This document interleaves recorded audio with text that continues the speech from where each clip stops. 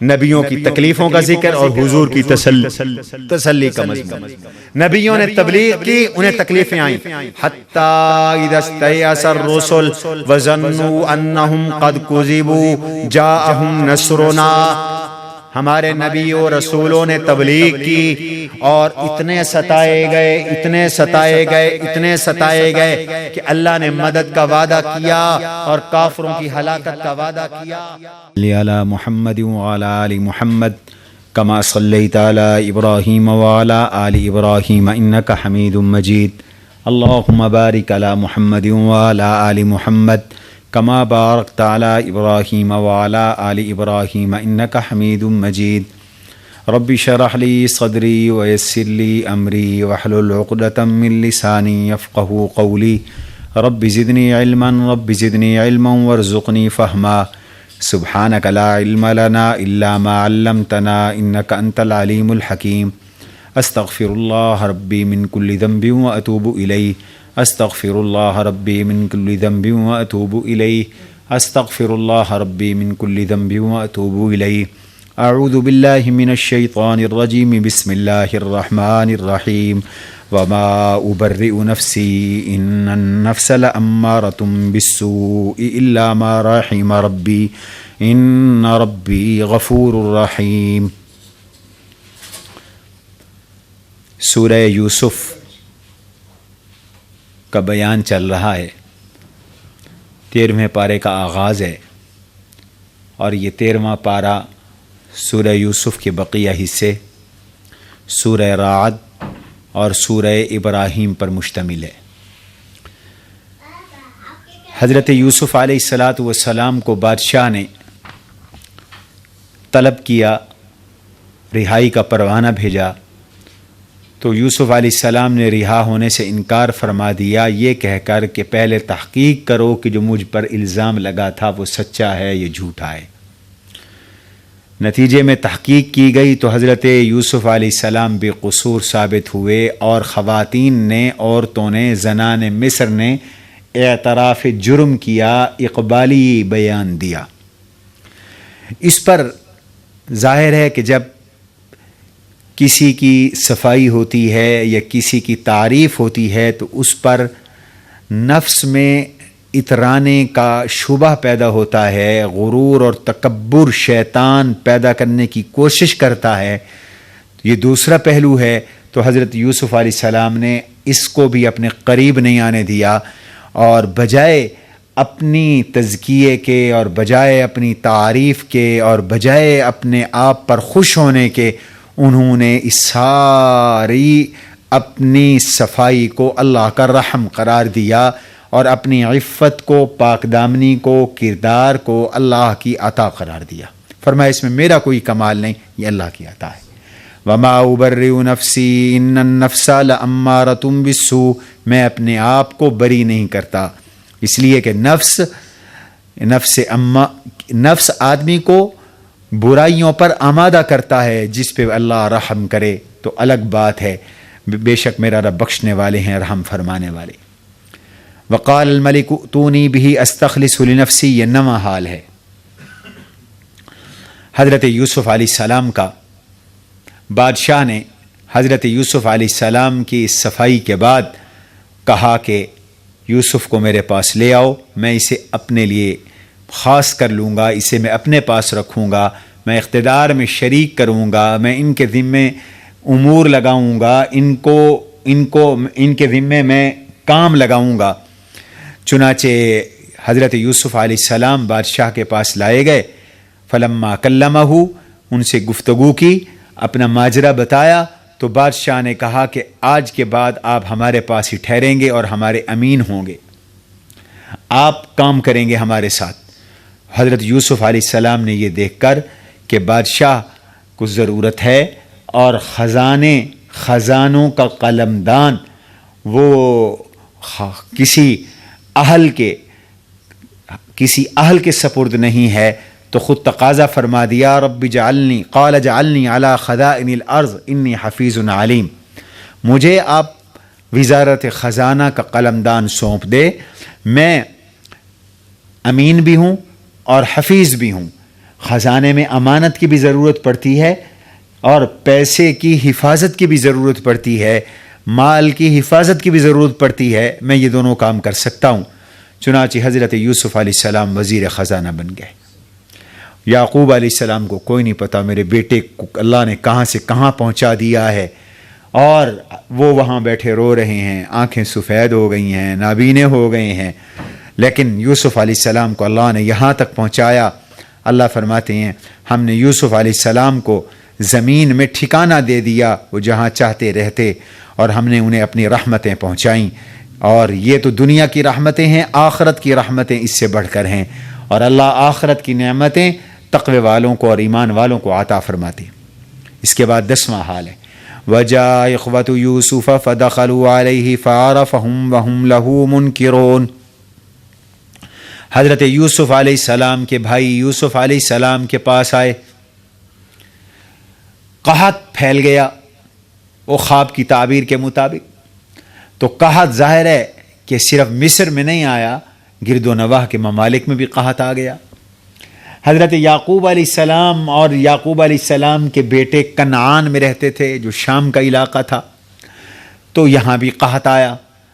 اب جب قحط آیا تو بہت زیادہ کمزوری ہو گئی، بہت زیادہ پریشانی ہو گئی، اور خاندان پہ برا وقت آ گیا، فاقوں کی نوبت آنے لگی۔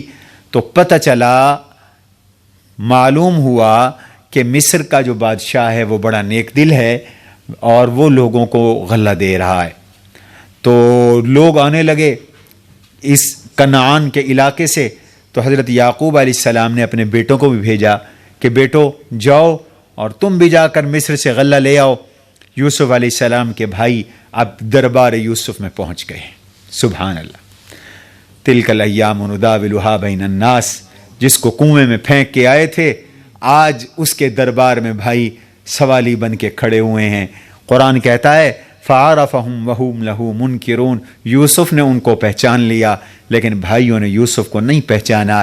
ابھی حکمت کا تقاضا تھا کہ ابھی تعارف نہ ہو، ابھی پہچان نہ ہو، ابھی بہت سے یعقوب علیہ السلام کے امتحان باقی تھے، اور ابھی حضرت یوسف علیہ السلام اور ابھی حضرت یوسف علیہ السلام کے بہت سی صلاحیتوں کا اظہار باقی تھا، لہذا تعارف نہیں ہوا۔ اب یہ آئے اور آ کے اپنا تعارف کروایا، ہم کنعان سے آئے ہیں، نبی زادے ہیں، نبیوں کا خاندان ہے، یہ ہماری پونجی ہے، یہ ہماری رقم ہے، ہمیں رقم قبول فرمائیں، غلہ دیں۔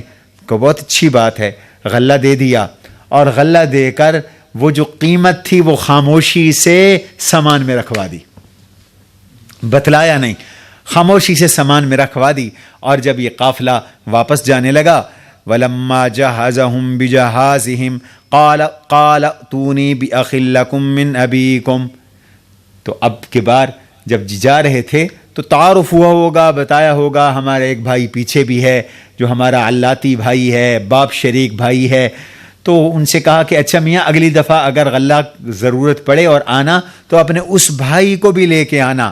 دیکھو میں ایک تو تمہیں غلہ پورا بھر کے دیتا ہوں، اور میں بہترین مہمان نواز بھی ہوں، دیکھو میں نے تمہاری کیسی مہمان نوازی کی ہے، اور دیکھو اگر تم اپنے اس بھائی کو نہ لے کے آئے تو پھر تکلیف نہ کرنا، میرے پاس نہیں آنا، میں کوئی غلہ شلہ نہیں دوں گا، میرے قریب بھی نہیں آنا۔ قالوا سنراود عنہ اباہ وانا لفاعلون، کہنے لگے جی حضرت بادشاہ سلامت، وزیر محترم سلامت باش، بات یہ ہے کہ ہم کوشش تو کریں گے، اپنے بابا حضور سے درخواست کریں گے، ان کی خدمت میں یہ بات رکھیں گے، کریں گے وَإِنَّا لَفَاعِلُونَ، کریں گے انشاءاللہ، بھائی کو بھی لے آئیں گے۔ وَقَالَ لِفِتْيَانِهِ جَعَلُوا بِضَاعَتَهُمْ فِي رِحَالِهِمْ، فرمایا اپنے کارندوں سے ان کے پیسے واپس رکھوا دو تاکہ جا کے پہچانیں، اور جب اپنے گھر جائیں تو پھر واپسی کے ان کے آنے کا ذریعہ بن سکے۔ اب یہ گھر پہنچ گئے اور اپنے ابا جی سے جا کر ساری صورتحال بتائی۔ ابا جی یہ تو چند دن کا غلہ ہے، یہ تو ختم ہو جانا ہے، اور آگے کے لیے ہمارے دروازے بند ہو گئے ہیں، آگے اگر غلہ منگوانا ہے تو پھر ایک ہی صورت ہے، ارسل معنا خانا نقتل وَإِنَّا لَهُ لَحَافِظُونَ، ہمارے بھائی بنیامین کو بھی پھر ہمارے ساتھ آپ کو بھیجنا ہوگا، گھبرائیے نہیں، حفاظت کریں گے انشاءاللہ، ہم اس کے محافظ بنیں گے۔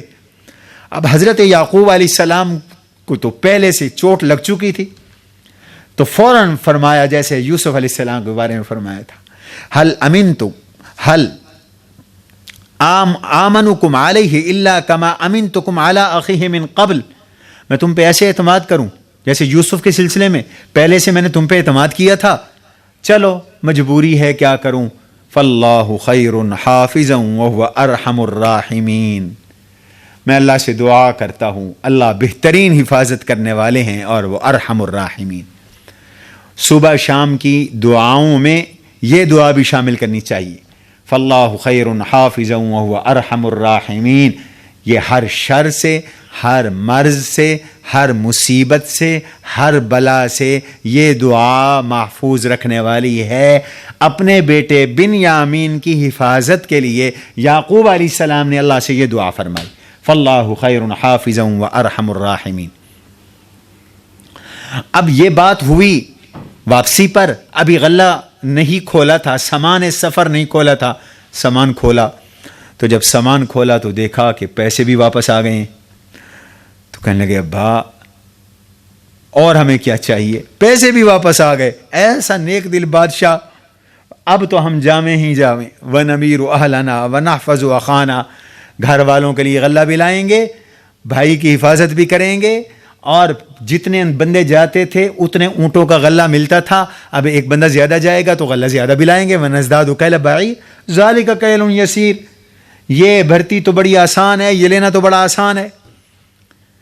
حضرت یعقوب علیہ السلام نے اس وقت 3 کام کیے، اور یاد رکھیے کہ کامیابی کے لیے یہ تینوں چیزیں ضروری ہیں۔ قرآن سے بڑے موتی ملتے، کامیابی کے لیے 3 چیزیں ضروری ہیں۔ پہلی چیز ہے کہ آدمی نے جو کام کرنا ہے اس کے لیے اسباب پختہ اختیار کرے۔ میں پہلے بھی عرض کر چکا ہوں، توکل کا یہ معنی نہیں ہے کہ آدمی ہاتھ پہ ہاتھ رکھ کے گھر بیٹھ جائے، توکل کا یہ معنی بھی نہیں ہے کہ آدمی اونٹ کو چھوڑ دے، گاڑی کو لاک نہ کرے اور چابی سوئچ میں لگا کے رکھ کر چھوڑ کر چلا جائے، یہ توکل نہیں ہے۔ توکل کیا ہے؟ حدیث میں آتا ہے توکل یہ ہے کہ اونٹ کا گھٹنا باندھ دو اور آج کے دور میں گاڑی کو لاک کر دو اور لاک کر کے چابی ساتھ لے جاؤ اور اللہ کے بھروسے پہ چھوڑ دو، اللہ اب تو نے حفاظت کر، یہ توکل ہے۔ پھر اسباب اختیار جب تک نہیں کرو گے، اب دنیا دار اسباب ہے، کماؤ گے نہیں، گھر بیٹھے رہو گے تو روزی خود بخود تو نہیں آئے گی، دنیا آخر اسباب کا گھر ہے۔ تو پہلی چیز ہے کامیابی کے لیے پختگی اسباب، دوسری چیز ہے اللہ پر توکل، اسباب اختیار کر کے اللہ پہ بھروسہ کریں، توکل کریں، اور تیسری چیز ہے تدبیر، یعنی انتظام، حسن انتظام، تدبیر بھی اختیار کریں۔ حضرت یعقوب علیہ السلام نے بیٹے کو بنیامین کو بھیجتے وقت یہ تینوں چیزیں اختیار فرمائیں۔ پہلی چیز اسباب کے درجے میں فرمایا لَنُرْسِلَهُ مَعَكُمْ حَتَّى تُؤْتُونِ مَوْثِقًا مِّنَ اللَّهِ لَتَأْتُنَّنِي بِهِ إِلَّا أَن يُحَاطَ بِكُمْ، مجھ سے آپ کو پختہ وعدہ کرنا ہوگا کہ میرے بیٹے کو ہر حال میں واپس لاؤ گے، جب تک تمہارے بس میں ہے واپس لاؤ گے، إِلَّا أَن يُحَاطَ بِكُمْ، ہاں تم بے بس ہو جاؤ تو پھر الگ بات ہے۔ یہ تو سبب اختیار کیا۔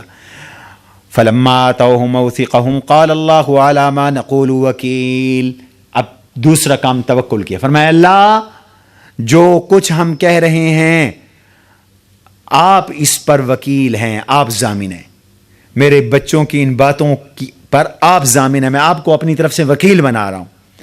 اور تیسرا کام تدبیر کا، فرمایا یا بنی لا تدخلوا من باب واحد وادخلوا من ابواب متفرقہ، شہر کے مختلف گیٹ ہیں، مصر کے مختلف دروازے ہیں، ایک دروازے سے نہ جانا، ٹھیک ہے؟ تم آخر جو ہے 11 بھائی ہو، اکٹھے جاؤ گے تو نظر بھی لگ سکتی ہے، لوگ کہیں گے او 11 جوان امان اکٹھے جا رہے ہیں، نظر بھی لگ سکتی ہے، نقصان بھی پہنچ سکتا ہے۔ ایک ہی گاڑی کے اندر گھر کے سارے بندے سوار ہوں اور خدا نخواستہ گاڑی کا ایکسیڈنٹ ہو جائے تو سارے کے سارے ہی گئے۔ ضیاء الحق مرحوم کا جہاز گیا تھا تو کئی جرنیل اکٹھے چلے گئے تھے. تب سے فوج نے بھی قانون بنا لیا کہ ایک جہاز میں ایک سے زیادہ جرنیل اکٹھے سفر نہیں کریں گے. تو فرمایا اکٹھے نہیں جانا, ایک دروازے سے نہیں جانا, الگ الگ دروازوں سے جانا ہے. وادخلوا من ابواب متفرقہ, الگ الگ دروازوں سے جانا. باقی وما اغنی عنکم من اللہ من شیء, مشکل کشا, حاجت روا, بگڑی بنانے والا اللہ ہے, میں تمہیں نہیں بچا سکتا ذرا بھی. ان الحکم الا للہ علیہ توکلت وعلیہ فلیتوکل المتوکلون, میں بھی اللہ پہ بھروسہ کرتے ہیں, لوگ اللہ پہ بھروسہ کریں. یہ بات وعدہ عہد معاہدہ پورا ہو گیا. اب چل پڑے بھائی کو لے کر, بھائی کو لے کے چل پڑے. تو جب چلے, یہ اگلا حال ہے, یعنی اب تک 9واں حال 10واں حال بیان ہوا تھا, یہ 11واں حال ہے. فرمایا ساری احتیاطیں بھی کیں, ساری تدبیریں بھی کیں, ایک دروازے سے بھی نہیں گئے, باپ کے حکم کی پوری تعمیل کی, لیکن آفت سے پھر بچ نہ سکے. اللہ کی طرف سے یعقوب علیہ السلام کے لیے ایک اور پریشانی لکھی ہوئی تھی, وہ آ کے رہی, اس لیے کہ بچانے والی تو اللہ کی ذات ہے. بہرحال یعقوب علیہ السلام نے ایک کام کرنا تھا, تدبیر کرنی تھی, وہ کیا. بھائی غلہ لینے کے لیے یوسف علیہ السلام کے پاس آ گئے. وَلَمَّا دَخَلُوا عَلَى يُوسُفَ آوَى إِلَيْهِ أَخَاهُ قَالَ إِنِّي أَنَا أَخُوكَ فَلَا تَبْتَئِسْ بِمَا كَانُوا يَعْمَلُونَ. یوسف علیہ السلام نے فیصلہ کیا کہ اپنے حقیقی بھائی بنیامین کو اپنے پاس رکھنا ہے. بڑے عرصے کے بچھڑے ہوئے ہیں, یار بھی ہیں, بھائی بھی ہیں, بچپن سے پھر برسہ برس گزر گئے. اب بھائی کو میں نے کچھ دن اپنے پاس رکھنا ہے. اس کے لیے ایک تدبیر کی, لیکن وہ جو تدبیر تھی وہ توریہ تھی. یاد رکھیے نبی معصوم ہوتے ہیں, اور معصوم وہ ہوتا ہے جو کبھی گناہ نہ کرے. نبی نے کبھی غلط بیانی بھی نہیں کی, جھوٹ بھی نہیں بولا. توریہ ہو سکتا ہے. توریہ اس کو کہتے ہیں کہ ایک آدمی ایسی بات کرے جس کا دو مطلب ہوں, ایک قریب کا مطلب ہو, ایک دور کا مطلب ہو. مخاطب سمجھیں کہ قریب کا مطلب مراد ہے اور بولنے والا دور کا مطلب مراد لے. اس کو ایک مثال سے سمجھیں. حضرت ابوبکر صدیق حضور کو لے کر ہجرت کر کے مدینہ جا رہے تھے. راستے میں ایک شخص نے ابوبکر سے پوچھ لیا, من معک, یہ ابوبکر یہ تیرے ساتھ کون ہے؟ حضرت ابوبکر نے فوراً برجستہ توریہ والا جواب دیا. یہ کہتے محمد ہے تو حضور کی جان کو خطرہ, یہ کہتے کہ کوئی اور ہے تو جھوٹ ہو جاتا, وہ پھر صداقت پہ داغ لگتا. تو فرمایا ھذا رجل یہدینی, یہ بندہ ہے جو مجھے راستہ دکھاتا ہے. اب راستہ دکھانے کا معنی یہ ہے, مخاطب نے یہ سمجھا جو قریب کا معنی ہے کہ یہ جنگل بیابان کا راستہ ہے. اس زمانے میں روڈ اور سڑکیں نہیں ہوتی تھیں, تو راستہ بتانے کے لیے کوئی نہ کوئی آدمی ساتھ رکھنا پڑتا تھا. تو انہوں نے یہ سمجھا کہ یہ کوئی یہی راستہ بتانے والا ہے, اور ابو بکر نے دور کا مطلب دیا کہ یہ مجھے جنت کا راستہ دکھانے والا ہے. حضرت یوسف علیہ السلام نے بھی توریہ کیا اور ایک تدبیر کی, اور یہ کی کہ ان سب کو غلہ دیا, سب کو غلہ دیا. اور سب کو غلہ دے کر جب روانہ کرنے لگے تو حضرت یوسف علیہ السلام کے خادم نے یا غلام نے یا نوکر نے یا ملازم نے چاندی کا ایک پیالہ تھا جس میں غلے کو ماپتے تھے. اس زمانے میں, حضور کے ابتدائی زمانے میں بھی, یہ جو غلہ گندم ہے یہ تولی نہیں جاتی تھی, یہ بھری جاتی تھی, ماپی جاتی تھی, جیسے ہمارے ہاں بجری کو ماپتے ہیں. تو وہ پیالہ بنیامین کے سامان میں چھپا دیا. یہ جانے لگے, قافلہ باہر سے نکل چکا تھا, بنیامین بھی ساتھ تھا. تو پیچھے سے آواز آئی, اور آواز دینے والے نے آواز دی اور کہا, ثم اذن مؤذن ایتھا العیر انکم لسارقون, او قافلے والو, چور ہو تم, چوری ہو گئی. اب یہ بہرحال نبی زادے تھے, رک گئے, واپس آئے. قالوا واقبلوا علیہ ماذا تفقدون, واپس آئے اور کہنے لگے میاں کیا گم ہو گیا ہے؟ ہم تو چور نہیں ہیں. قالوا نفقد سواء الملك ولمن جاء به حمل بعير وانا به زعيم. یہ کہنے لگے کہ بادشاہ کا پیمانہ گم ہو گیا ہے، پیالہ گم ہو گیا ہے. اگر کوئی خود بخود واپس لائے تو انعام میں ایک اونٹ کا غلہ ملے گا. ایک اونٹ کے غلے سے مراد جتنا ایک اونٹ پر لادا جا سکتا ہے، ایک اونٹ کا غلہ ملے گا. ایک بات. اور دوسرا یہ ہے کہ ہم اس کی ضمانت دیتے ہیں، اسے کچھ نہیں کہا جائے گا، خود لے آؤ. قالوا تاللہ لقد علمتم ما جئنا لنفسد فی الارض وما كنا سارقین. اللہ کی قسم ہم تو اس زمین میں فساد کرنے کے لیے نہیں آئے. یہ چوری ڈکیٹی تو فساد ہے، ہم یہ فساد کرنے کے لیے نہیں آئے. اور ہم چوروں کا خاندان بھی نہیں، ہم تو نبی زادے ہیں بھائی. ہمارا تو اونچا حسب نسب ہے، ہمارا باپ نبی، ہمارا دادا نبی، ہمارا پردادا نبی، ہم تو نبیوں کے خاندان ہیں، ہم کیسے چور ہیں؟ انہوں نے کہا اچھا تو اگر چوری برآمد ہو گئی تو پھر سزا کیا ہوگی؟ فما جزاؤہ ان کنتم کاذبین. انہوں نے کہا ہماری شریعت میں جزا یہ ہے، من جزاؤہ من وجد فی رحلہ فہو جزاؤ. چور جس کی چوری ہوئی وہ اسی کے پاس رہے گا، اس کا غلام بن جائے گا. حضرت یعقوب علیہ السلام کی شریعت میں چور کی سزا یہ تھی کہ جس کی وہ چوری کرتا تھا 1 سال کے لیے اس کا غلام بن جاتا تھا اور اس کو اس کی خدمت کرنی پڑتی تھی. ان کا وہ غلام بن جائے گا. تو ہم تو ایسے ہی سزا دیتے ہیں. چنانچہ اب تلاشی شروع ہو گئی. اب جو تلاشی ہوئی فبدأ بأوعیتہم قبل وعاء اخیہ، اپنے بھائی بنیامین کے سامان سے پہلے باقی بھائیوں کی تلاشی دی. ثم استخرجہا من وعاء اخیہ، پھر اپنے بھائی جان چھوٹے بھائی بنیامین کے سامان سے وہ پیالہ نکالا. اللہ کہتے ہیں کذالک کدنا لیوسف، ہم نے یوسف کو یہ تدبیر سکھائی.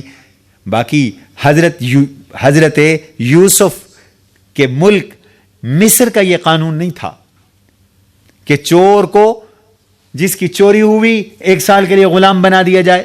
یہ حضرت یوسف علیہ السلام کے بھائیوں کی اور یعقوب علیہ السلام کے دین کی میں یہ سزا تھی. تو بہرحال فرمایا کہ اب جو بنیامین تھے ان کو وہ ان پہ چوری ثابت ہو گئی ایک لحاظ سے ظاہری طور پر. اب چاہیے تو یہ تھا کہ بھائی صفائی دیتے، لیکن انہوں نے صفائی دینے میں پوری طرح زور نہیں لگایا، الٹا الزام دھر دیا. کیا اللہ کی کرش میں ہیں، یوسف سے کہہ رہی ہیں اصل بات یہ ہے کہ اس نے چوری کی ہے نا، اس کا ایک اور بھائی تھا یوسف، اس نے بھی بچپن میں چوری کی تھی. ان یسرق فقد سرق اخ له من قبل. حالانکہ یوسف علیہ السلام نے کوئی چوری نہیں کی تھی. یوسف علیہ السلام تو نبی تھے اور نبی تو گناہ نہیں کیا کرتے. ہوا یہ، مفسرین لکھتے ہیں اور بھی بہت سے روایات ہیں کہ روایت میں آتا ہے حضرت یوسف کی پھپھی حضرت یعقوب علیہ السلام کی بہن یوسف علیہ السلام سے بہت پیار کرتی تھی. یہ ان کے گھر گئے تو حضرت یعقوب علیہ السلام ان کو لینے کے لیے آئے. اب انہوں نے سوچا کہ ابو جو ہیں، بابا جو ہے وہ بیٹے کو ویسے تو چھوڑے گا نہیں میرے پاس. انہوں نے بھی ایک تدبیر کی، ایک چال کی. حضرت اسحاق علیہ السلام کی ایک پگڑی تھی، وہ پگڑی حضرت یوسف کو پہنا دی. بچے تھے یوسف، معصوم بچے تھے، پگڑی پہنا دی. اور یعقوب علیہ السلام لینے آئے تو ان سے کہا کہ بھائی جان، آپ کے ابا جان اور میرے ابا جان کی پگڑی چوری ہو گئی ہے، ذرا وہ تلاش کرواؤ. ادھر ادھر دیکھا تو یوسف کے سر پہ رکھی ہوئی تھی. کہا دیکھو یہ تو اب چوری اس پہ ثابت ہو گئی، لہذا یوسف تو سال ایک میرے پاس رہے گا. یہ اس واقعے کی طرف اشارہ ہے. ان یسرق فقد سرق اخ له من قبل، اگر اس نے چوری کی ہے تو اس سے پہلے اس کا ایک بھائی بھی چوری کر چکا ہے. اور حضرت یوسف نے ظاہر نہیں کیا کہ وہ یوسف تو میں ہوں. دل میں فرمایا انتم شر مکانہ، بہت بری جگہ والے ہو تم. اللہ خوب جانتا ہے جو کچھ تم الزام تراشیاں کر رہے. اب پھر انہیں بات آہستہ کرو. اب انہیں پھر وہ بات یاد آئی جو باپ سے کر کے آئے تھے، جو معاہدہ کر کے آئے تھے. کہنے لگے بادشاہ سلامت، ان لہو ابن شیخن کبیرن فخذ احدنا مکانا. ہمارا تو بوڑھا بابا ہے، وہ پہلے ہی پریشان ہے، گریاں ہے، پہلے ہی آہو بکا کر رہا ہے. ہمیں رکھ لو، ہم میں سے کسی ایک کو رکھ لو، اس کو نہ رکھو۔ یوسف علیہ السلام نے فرمایا معاذ اللہ ان ناخذ الا من وجدنا متاعنا عنده، اللہ کی پناہ کہ ہم مجرم کے علاوہ کسی اور کو سزا دیں، پھر تو ہم خود ظالم بن جائیں گے، ایسا نہیں ہوگا۔ اب آگے 12واں حال شروع ہو رہا ہے چوتھے رکوع میں، فلما استيئسوا منه خلصوا نجيا، بنیامین کو حضرت یوسف علیہ السلام نے اپنے پاس رکھ لیا اور ان کو بتا بھی دیا تھا کہ یوں کروں گا، تمہیں اپنے پاس رکھوں گا، گھبرانا تم نے نہیں ہے، انشاءاللہ وقت آئے گا والدین بھی ہمارے پاس آ جائیں گے۔ ان کو تو اپنے محل میں رکھ لیا۔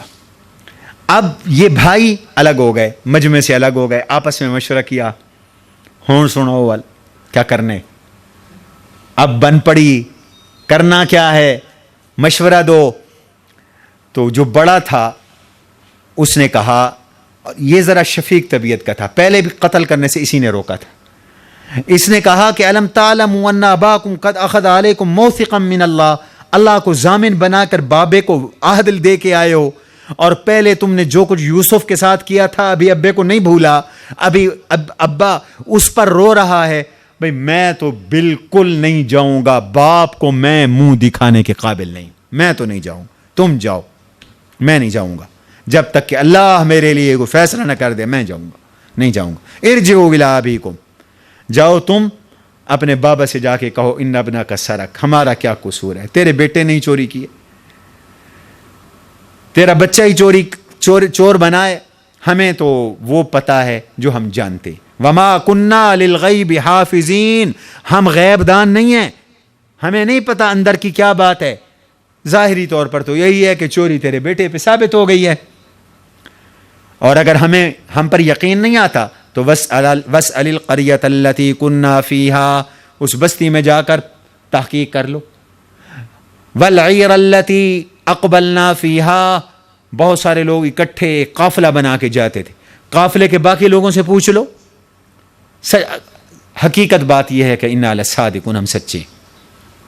آ کر ابے کو ساری بات بتلائی تو ابے نے آج بھی وہی کہا جو یوسف علیہ السلام کے بارے میں کہا تھا، بل سولت لکم انفسکم امرا، کہ تم نے ایک معاملہ بنا لیا ہے، شاید امرا سولت لکم انفسکم میں خطاب سارے بیٹوں کی طرف ہے، اس میں یوسف بھی شامل ہے، اس لیے بہرحال یہ بات تو درست ہے کہ کسی نہ کسی بیٹے نے تو یہ معاملہ بنایا تھا، فصبر جمیل، امری صبر جمیل، میں تو صبر جمیل والا معاملہ کروں گا۔ صبر جمیل اس صبر کو کہتے ہیں جس میں زبان پر شکایت نہ آئے۔ عام لوگ جب تکلیفیں انہیں آتی ہیں تو وہ شکایت کرتے ہیں، شکایت کا مطلب دوسروں کو سناتے رہتے ہیں، اپنے دکھڑے سناتے رہتے ہیں، تو یہ صبر جمیل کے خلاف ہے۔ لیکن مایوس یعقوب اب بھی نہیں ہوئے، فرمایا کیا دور ہے کہ اللہ دونوں کو ہی لے آئے، یہ دونوں ہی میرے بیٹے واپس آ جائیں۔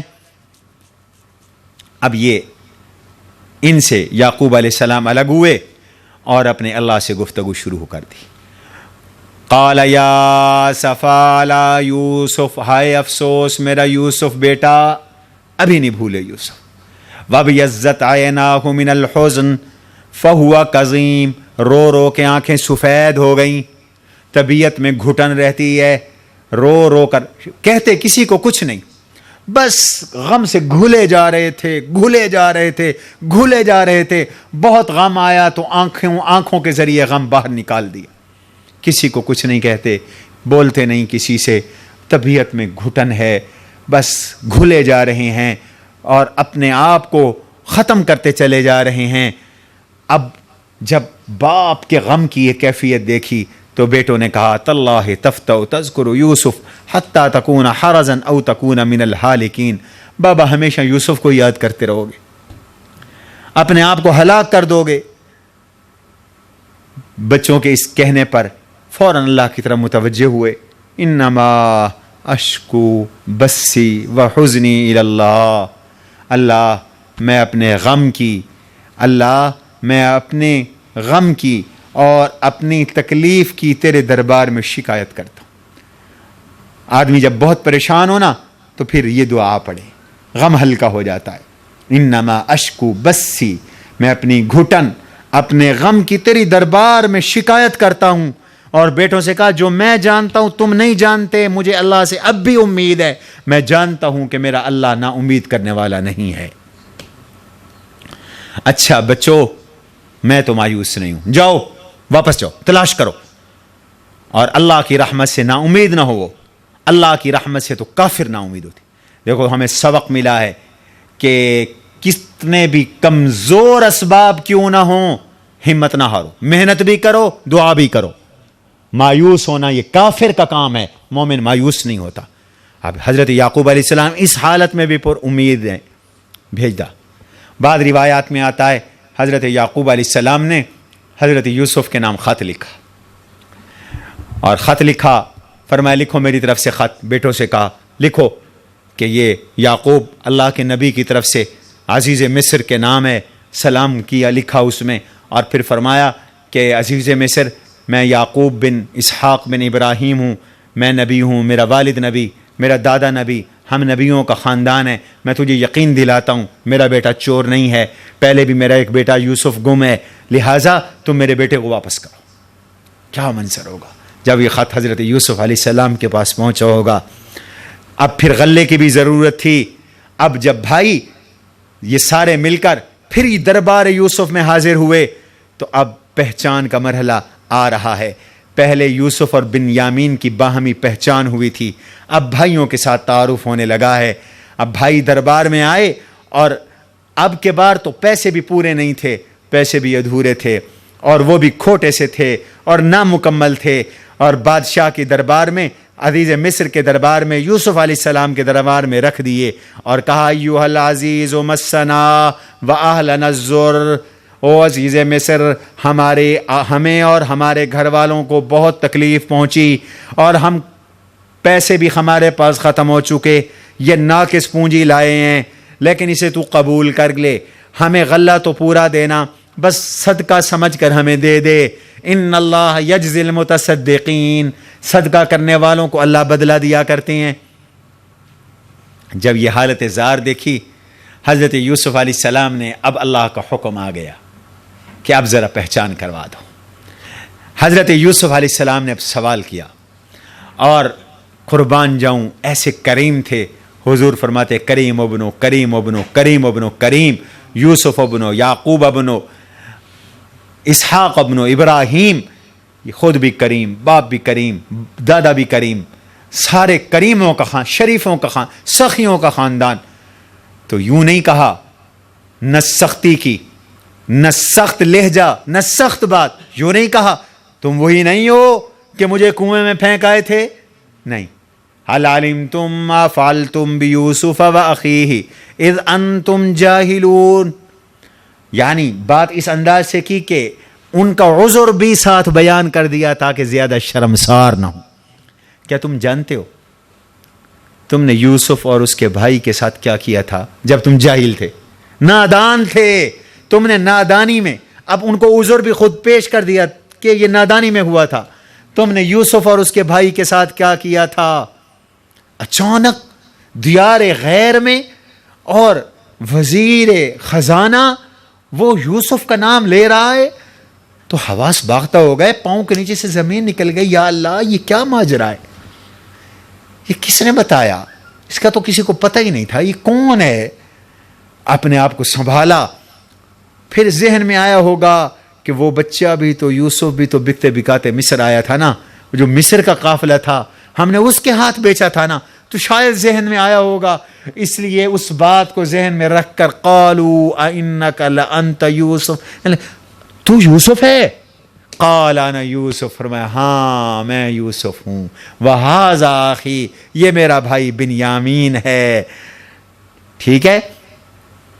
قد من اللہ علینا، اللہ کا ہم پر بڑا کرم ہوا، اب اللہ کا احسان بتلایا ہے، میرا کوئی کمال نہیں، اللہ کا احسان ہوا۔ اور بات یہ ہے کہ اللہ کا قانون بھی یہی ہے، انہ من یتق ویصبر فان اللہ لا یضیع اجر المحسنین، جو متقی بنے اور صابر بنے، جو تقوی اختیار کرے اور صبر کرے، اللہ تعالی اس کو ضائع نہیں کرتے، وہ نیک ہے، اللہ اس نیک کی نیکی کو ضائع نہیں کرتے، اس کو نقصان نہیں ہوتا، وقتی نقصان ہو سکتا ہے لیکن اس کا نقصان نہیں۔ آپ کو یاد ہوگا سورہ انفال میں بھی اللہ نے یہ ضابطہ بیان کیا اور فرمایا کہ اگر تم تقوی اختیار کرو، ان تؤمنوا وتتقوا، ایمان لاؤ، ان تصبروا وتتقوا لا یضرکم کیدہم شیئا، تو دشمن کا تمہیں نقصان نہیں پہنچا سکتے۔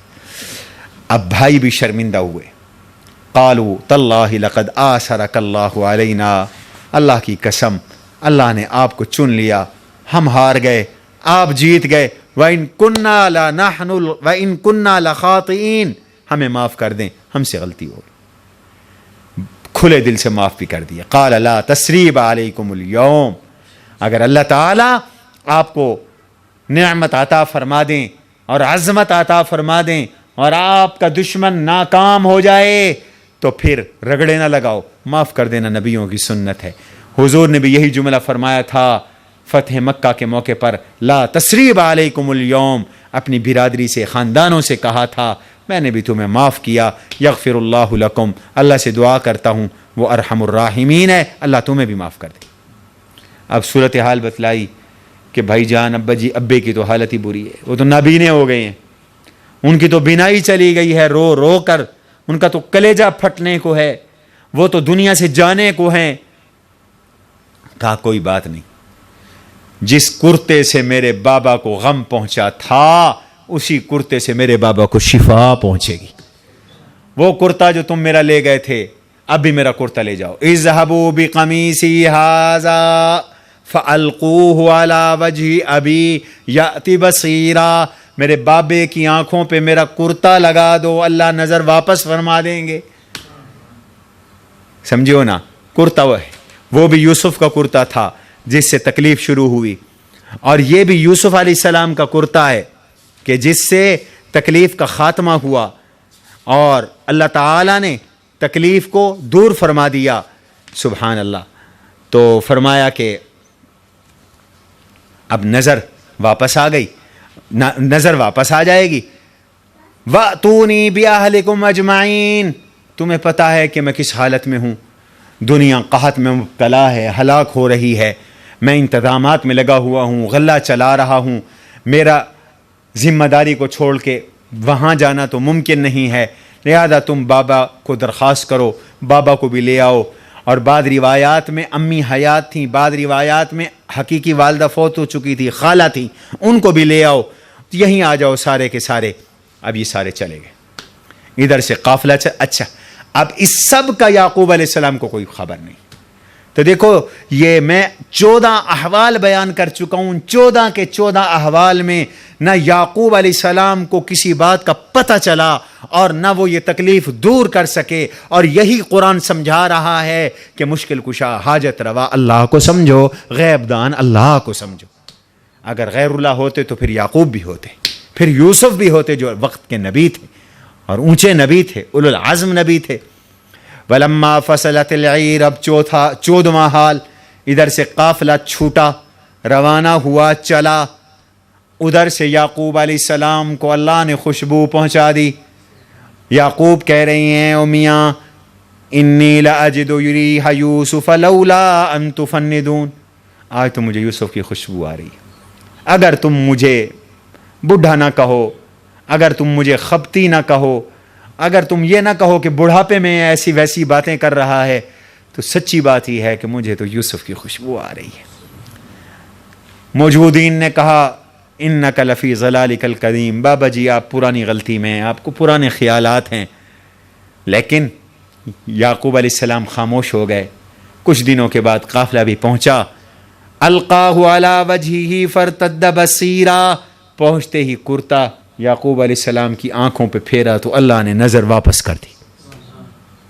فرمایا الم اقل لکم انی اعلم من اللہ ما لا تعلمون، میں نے تمہیں کہا نہیں تھا کہ میں جانتا ہوں اللہ کی طرف سے کہ اللہ کے دربار میں مایوسی نہیں ہے، تم نہیں جانتے، اس لیے میں نا امید نہیں ہوا تھا۔ اب بھائیوں نے حضرت یوسف علیہ السلام کے بھائیوں نے بابا سے بھی کہا ہمارے لیے آپ دعا کریں اللہ ہمارا جرم معاف کر دے۔ یہاں اعتراف جرم کیا، جیسے یوسف علیہ السلام کے سامنے اعتراف جرم کیا۔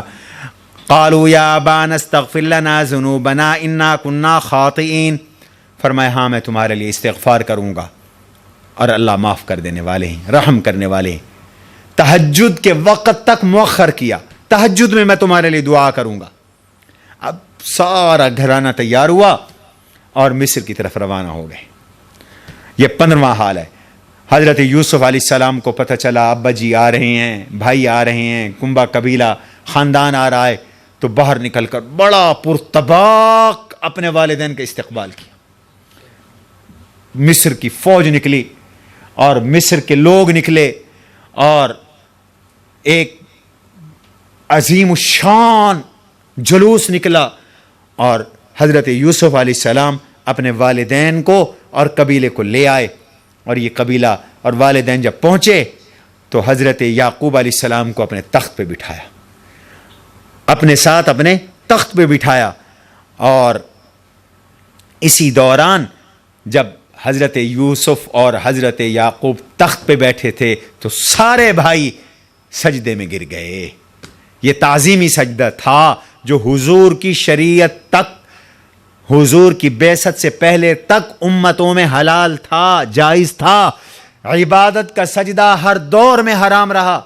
تعظیم کا سجدہ یعنی صرف تعظیم کے لیے جھکنا یہ جائز تھا، ہمارے نبی کی شریعت میں یہ بھی حرام کر دیا گیا۔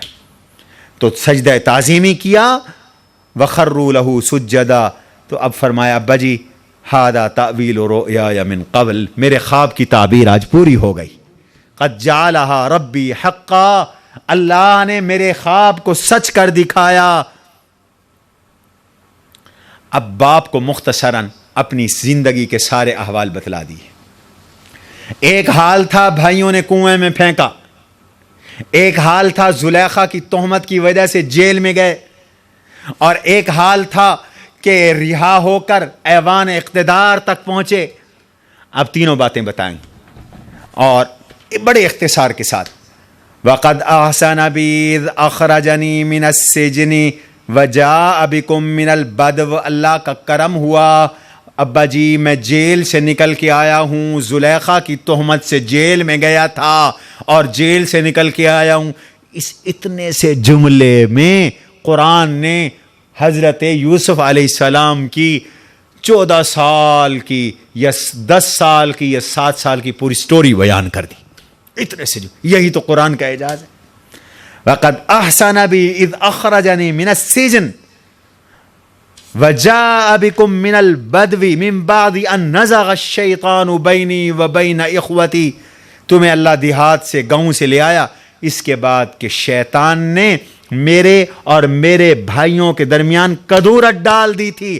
یہ بھائیوں نے جو کنویں میں پھینکا تھا وہ پوری تاریخ اس چھوٹے سے جملے میں بیان کر دی۔ اپنے ابا جی کو حال سنا دیا کہ وہ جو کچھ ہوا نا، نزغ الشیطان بینی و شیطان نے جو حسد ڈالا تھا میرے بھائیوں کے دل میں، اس کی وجہ سے یہ سب کچھ ہوا۔ ان ربی لطیف لما یشاء انہ هو العلیم الحکیم۔ اور اب اقتدار کا حال سنا رہے ہیں۔ رب قد آتیتنی من الملک وعلمتنی من تاویل الاحادیث، اے میرا رب تو نے مجھے ملک عطا کیا، اللہ نے مجھے اقتدار دیا۔ اس لیے پاکستان کے آئین میں بھی لکھا ہوا ہے کہ اقتدار اعلیٰ اللہ کا ہے، اور زمین میں اگر کسی کو اقتدار ملتا ہے تو بطور اللہ کے خلیفے اور نمائندے کے ہے۔ یہی دستور، یہی قرارداد مقاصد کا متن ہے۔ اور یوسف علیہ السلام نے یہی فرمایا تھا، آتیتنی من الملک، تو نے مجھے ملک دیا، خوابوں کی تعبیر سکھائی۔ اور اللہ، اب اللہ کی نعمتوں کو دیکھ کر اپنا خاتمہ بھی یاد آ گیا۔ آدمی کو ہر وقت اپنے خاتمے کی فکر کرنی چاہیے۔ جتنا عروج نصیب ہو تو آگے پھر زوال پر نظر ہو، جتنی شہرت اور جتنی بلندی ملے آدمی کو اپنے انجام پہ نظر رکھنی چاہیے۔ فوراً کہا فاطر السماوات والارض، میرا رب تو آسمانوں اور زمینوں کا پیدا کرنے والا ہے، تو ہی میرا کارساز ہے، انت ولی، تو نے ہی اقتدار پہ پہنچایا، تو نے ہی مجھے گمنام کنویں سے مصر کی منڈیوں میں، مصر کے منڈیوں سے، عزیز مصر کے گھر میں، عزیز مصر کے گھر سے پھر جیل خانے میں، جیل خانے سے ایوان اقتدار پہ پہنچایا۔ آگے بھی تو میرا ولی اور کارساز ہے۔ انت ولی فی الدنیا والآخرہ، دنیا میں بھی جو باقی زندگی ہے تو میرا ولی ہے، اور آخرت میں بھی تو میرا کارساز ہے، اور خاتمہ تو ہے، دنیا سے جانا تو ہے۔ توفنی مسلمہ، یا اللہ اسلام کی حالت میں مجھے موت دینا۔ والحقنی بالصالحین، مجھے اللہ والوں کے ساتھ شامل کر دینا موت کے بعد۔ اور میاں نیک لوگوں کی صحبت تو نبیوں نے مرنے کے بعد بھی مانگی ہے، وفات کے بعد بھی مانگی ہے، تو مرنے کے بعد بھی حضور بھی دعا فرما رہے تھے، اللہم بالرفیق الاعلی، یا اللہ مجھے رفیق اعلیٰ نصیب فرما۔ رفیق اعلیٰ اللہ کے نیک بندوں کے ٹھکانے کی جگہ ہے، ٹھکانہ ہے، تو مجھے نیک لوگوں میں شامل فرما لینا۔ بس یہ قصہ یہاں مکمل ہو کر آگے حضور علیہ الصلاۃ والسلام کے لیے نبوت کا اثبات کیا۔ وہ کہہ رہے تھے نا مشرکین مکہ کہ بنی اسرائیل جو ان کے باپ دادا تو شام میں رہتے تھے، یہ مصر میں، فرمایا یوں آئے حضرت موسیٰ علیہ السلام کے آباء و اجداد، حضرت یوسف علیہ السلام مصر کے حاکم بنے، اور ان کے والدین اور بھائی یہاں مصر میں آ کے مقیم ہو گئے، پھر انہی کی نسل سے آگے موسیٰ علیہ السلام اور بنی اسرائیل یہاں آئے۔ فرمایا یہی آپ کی نبوت کی دلیل ہے، یہ غیب کی خبریں ہیں، ذالک من انباء الغیب، یہ غیب کی خبریں ہیں، ہم آپ پر وحی کرتے ہیں۔ ایک بات یاد رکھو طالب علموں، تم خیال رکھو، ایک ہے علم غیب، ایک ہے انباء الغیب۔ اہل السنت والجماعت کا عقیدہ علم غیب اللہ کا خاصہ ہے، انباء الغیب حضور کو نصیب ہوا، غیب کی خبریں اللہ نے اپنے نبی کو دیں۔ علم غیب اسی کے پاس ہے، لیکن اس نے اپنے علم غیب میں سے غیب کی خبریں، ہزاروں خبریں اپنے نبی کو دیں۔ فرمایا یہ غیب کی خبریں ہم آپ پر وحی کرتے ہیں، جو آپ کی نبوت کی دلیل ہے۔ یہ دلیل ہے اس بات کی کہ میرے نبی، آپ کو کسی نے پڑھایا نہیں، آپ نے کسی سے پڑھا نہیں، کسی تعلیمی ادارے میں داخل ہوئے نہیں، کوئی دنیا میں آپ کا استاد نہیں، آپ ماں کے پیٹ سے جیسے پیدا ہوئے ویسے ہی رہے، پھر یہ علم کے سرچشمے، یہ علم کے دریا آپ نے جو جاری کیے کہاں سے آئے؟ یہی تو دلیل ہے، اللہ نے علم دیا، آپ نے تقسیم کیا۔ تو فرمایا وما كنت لديهم اذ اجمعوا امرهم وهم يمكرون۔ اگلے رکوع کے اندر اللہ تعالی نے فرمایا وَكَأَيٍّ مِّنْ آیَةٍ فِي السَّمَاوَاتِ وَالْأَرْضِ، ہماری بہت سی نشانیاں زمینوں اور آسمانوں میں ہے، یہ کافر روز ان سے گزرتے ہیں لیکن اعراض کرتے ہیں۔ حالانکہ اگر ان نشانیوں پہ غور کریں تو ایک منٹ نہ لگائیں اور کلمہ پڑھ لیں۔ اور باقی دنیا کا دستور یہ ہے کہ دنیا میں اکثر لوگ مشرک ہیں، مومن کم ہیں، اکثریت ہر دور میں باطل اور شیطنت کی رہی ہے، حق والے تھوڑے رہے ہیں، لہٰذا تعداد میں زیادہ ہونا یہ حق ہونے کی نشانی نہیں ہے۔ قل هذه سبیلی ادعو الی اللہ، میرے نبی آپ کہہ دیجئے یہ میرا توحید اور سنت کا راستہ ہے، میں اسی کی طرف تمہیں دعوت دیتا ہوں بصیرت پر، اور میرے متبعین بھی دعوت دیتے ہیں۔ اور نبیوں کا یہی طریقہ ہے، نبی آتے رہے جاتے رہے، نبیوں پہ تکلیفیں بھی آئیں۔ آخر میں نبیوں کی تکلیفوں کا ذکر اور حضور کی تسلی کا مضمون ہے۔ نبیوں نے تبلیغ کی، انہیں تکلیفیں آئیں، حتی اذا استیأس الرسل وظنوا انہم قد کذبوا جاءہم نصرنا، ہمارے نبی و رسولوں نے تبلیغ کی اور اتنے ستائے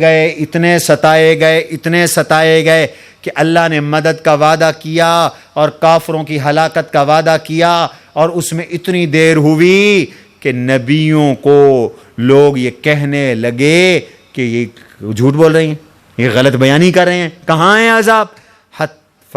جاءہم نصرنا، تو پھر ہماری مدد آئی، ہم نے نبیوں کو اور کلمے والوں کو نجات دی، کافروں کو ہلاک کیا۔ فرمایا لقد کان فی قصصہم عبرۃ لأولی الابصار، ان نبیوں کے قصوں میں عقل مندوں کے لیے عبرت ہے۔ قرآن کو قصے کہانیوں کی کتاب نہیں، یہ قصہ اس لیے بیان کیا کہ عبرت حاصل کرو۔ ما کان حدیثا یفترا، یہ قرآن کو گھڑی ہوئی کتاب نہیں ہے، یہ تو اگلی کتابوں کی تصدیق کر رہی ہے، مضامین کو کھول رہی ہے، ہدن ہدایت ہے، رحمت ہے ایمان والی قوم کے لیے۔ یوں یہ سورہ یوسف اختتام پذیر ہوئی۔ اگلی سورت سورۃ الرعد ہے، یہ قرآن کریم میں 13ویں نمبر پر ہے اور نزول کے اعتبار سے 96ویں نمبر پر ہے، اور اس کی 43 آیتیں ہیں، 6 رکوع ہیں، مکی صورت ہے، ہجرت سے پہلے اتری ہے۔ پہلے اللہ تعالیٰ نے توحید کا مضمون بیان کیا سورہ یوسف میں، اب بتا رہے ہیں سورہ رعد میں کہ اللہ کا ذکر اور توحید کا اقرار تو فرشتے بھی کرتے۔ وَيُسَبِّحُ الرَّعْدُ بِحَمْدِهِ وَالْمَلَائِكَةُ مِنْ خِيفَتِهِ، بادل بھی اللہ کی تسبیح کرتے ہیں، فرشتے بھی اللہ کی تسبیح کرتے ہیں۔ اور سورۃ الرعد کا نام رعد اس لیے ہے کہ رعد کا ایک معنی فرشتہ، بعض علماء نے کہا رعد فرشتے کا نام ہے۔ قرآن میں چند فرشتوں کے نام آئے، ہاروت کا نام ہے، ماروت کا نام ہے، رعد کا نام ہے، جبریل کا نام ہے، میکائیل کا نام ہے، یہ چند فرشتے ہیں۔ اور بعض نے کہا کہ سجل یہ بھی ایک فرشتے کا نام ہے، تو چند فرشتوں کا نام قرآن کریم کے اندر آیا ہے۔ تو میں عرض کر رہا ہوں، تو سورت کا نام سورۃ الرعد اس وجہ سے کہ رعد کا یہ تو معنی فرشتہ، اور اس سورت میں آ رہا ہے کہ فرشتے اللہ کی تسبیح کرتے ہیں۔ یا رعد کا معنی ہے بادل، تو بادل اور بادل میں کڑکنے والی بجلی یہ اللہ تعالیٰ کی تسبیح بیان کرتی ہے۔ اور پھر یہ جو رعد ہے کڑک ہے، اس کا لفظی معنی ہے کڑک، اس کی 2 حیثیتیں ہیں، اور ایک تو یہ کہ اس سے لوگوں کو خوف آتا ہے، اور دوسرا امید بھی ہوتی ہے کہ بادل کڑک رہا ہے تو بارش بھی آئے گی۔ تو اس کی جو 2 حیثیتیں ہیں، پھر ایک ظاہری ہے، ظاہری طور پر ڈر لگتا ہے، اور ایک باطنی ہے کہ وہ تسبیح کرتا ہے۔ اس صورت میں اللہ تعالی نے حق کی طاقت کو بیان کیا، اور صورت کے 6 اہم مضامین ہیں۔ اللہ تعالی نے اپنی قدرت کے نشانیوں کو واضح کیا اور اپنی توحید کو ثابت کیا، پچھلی قوموں کی ہلاکت کو ذکر کر کے ہمیں نصیحت فرمائی۔ اللہ تعالی نے عقل کی اور اصحاب عقل کی نشانیاں بیان کی، عقل مند لوگ کون ہیں، اور عقل کی فضیلت کو بیان کیا۔ اور اللہ تعالی نے یہ بھی بتایا کہ سنت اللہ ہے، اللہ نے بہت سے نبیوں کی اولادوں کو بھی نبی بنایا، اور یہ بھی بتایا کہ حق کی قوت ہمیشہ غالب آتی ہے اور باطل شکست کھاتا ہے، اور یہ بھی بتایا کہ باطل مختلف شکلوں میں تمہارے پاس آتا ہے، اس سے بچ کر رہو۔ شروع میں اللہ نے قرآن کی حقانیت کو بیان کیا، الف لام را تلک آیات الکتاب، یہ آیات ہیں اس کی اللہ کی کتاب کی، والذی انزل الیک من ربک الحق، جو کچھ اللہ نے اتارا وہ حق ہے، لیکن اکثر لوگ مانتے نہیں۔ اس کے بعد پھر توحید کا مضمون شروع کر دیا، اللہ الذی رفع السماوات بغیر عمد ترونہا، اتنے بڑے آسمان کو دیکھو، اتنا بڑا آسمان جس کے کنارے تم نہیں ناپ سکتے، اتنا بڑا آسمان چھت بنا کر بغیر ستون کے کون سی ڈاٹ پر تمہارے اللہ نے اس کو کھڑا کیا، کوئی ستون نہیں، کوئی پلر نہیں، یہ ایسی چھت ہے، عالمگیر چھت جو بغیر ستونوں کے کھڑی ہے۔ کون ہے ان امسکہما، کون ہے جو اس کو ٹھہرایا ہوا ہے، کس نے روکا ہوا ہے؟ اللہ نے اس کو روکا ہوا۔ اور کون روکا ہوا ہے؟ اس سے اللہ کو پہچانو۔ پھر اللہ عرش پہ مستوی ہوئے، اللہ کا عرش کتنا بڑا ہے۔ اچھا ایک بات یہاں سمجھ لو، اہم بات ہے، ایک ہی دفعہ قرآن میں ذکر کروں گا۔ کچھ لوگ 3 قسم کے پھر رہے ہیں، کہتے ہیں اللہ کا بھی ایسے وجود ہے جیسے ہمارا وجود ہے، اللہ کی بھی ایک کرسی ہے، اللہ کرسی پہ ایسے بیٹھے ہیں، اور اللہ کا بھی عرش ہے یعنی سٹیج ہے اور کرسی اس عرش پر ہے۔ ارے میاں یہ غلط ہے۔ دیکھو کرسی قرآن میں اللہ کے لیے ثابت ہے، وسیع کرسی، عرش بھی ہے، لیکن اس کا عرش اس طرح نہیں، اس کا کرسی اس طرح نہیں جیسے دنیا کی ہیں۔ چونکہ اگر اس طرح ہو تو کرسی جتنی بھی بڑی ہو محدود ہوگی، عرش جتنا بھی بڑا ہوگا محدود ہوگا. اللہ تو غیر محدود ہے، تو غیر محدود کو محدود نہ بناؤ. پھر دوسری بات، اللہ سب سے بڑے ہیں کہ نہیں؟ بتاؤ. اگر اللہ کی کرسی ایسے ہی مانو گے، اللہ کو کرسی پہ ایسے ہی بٹھاؤ گے جیسے ہم بیٹھتے ہیں، اور اللہ کے تخت کو ایسے ہی مانو گے جیسے زمین پہ تخت ہے، تو اب یہ فرض کرو سٹیج ہے، سٹیج سے بڑی زمین ہے، اس حصے پہ سٹیج ہے جہاں میں بیٹھا ہوں، اور باقی سارا یہ ہال ہے.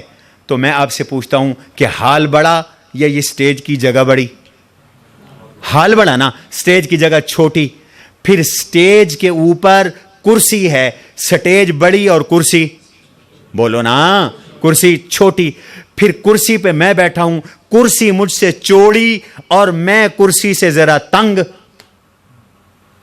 تو اگر اللہ اسی طرح کرسی پر ہیں، اللہ کا ایسے وجود ہے جیسے ہمارا ہے، تو معنی یہ ہوا کہ اللہ چھوٹے ہیں، کرسی بڑی ہے، اللہ چھوٹے ہیں، سٹیج بڑی ہے، اللہ چھوٹے ہیں، اور پھر کائنات بڑی ہے. نعوذ باللہ من ذالک.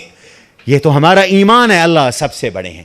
لہذا عرش اللہ کا ہے، اور عرش پہ وہ مستوی ہے، یوں نہیں کہ ایسے ہی بیٹھا ہوا ہو. اور مستوی ہونے کا معنی یہ ہے کہ وہ عرش پہ اس کا عرش ہے اور وہ احکام نافذ کر رہا ہے. بہرحال اس کا اتنا بڑا عرش ہے، اس کی توحید کی دلیل ہے. اس نے سورج اور چاند کو مسخر کر دیا، تابع بنا دیا.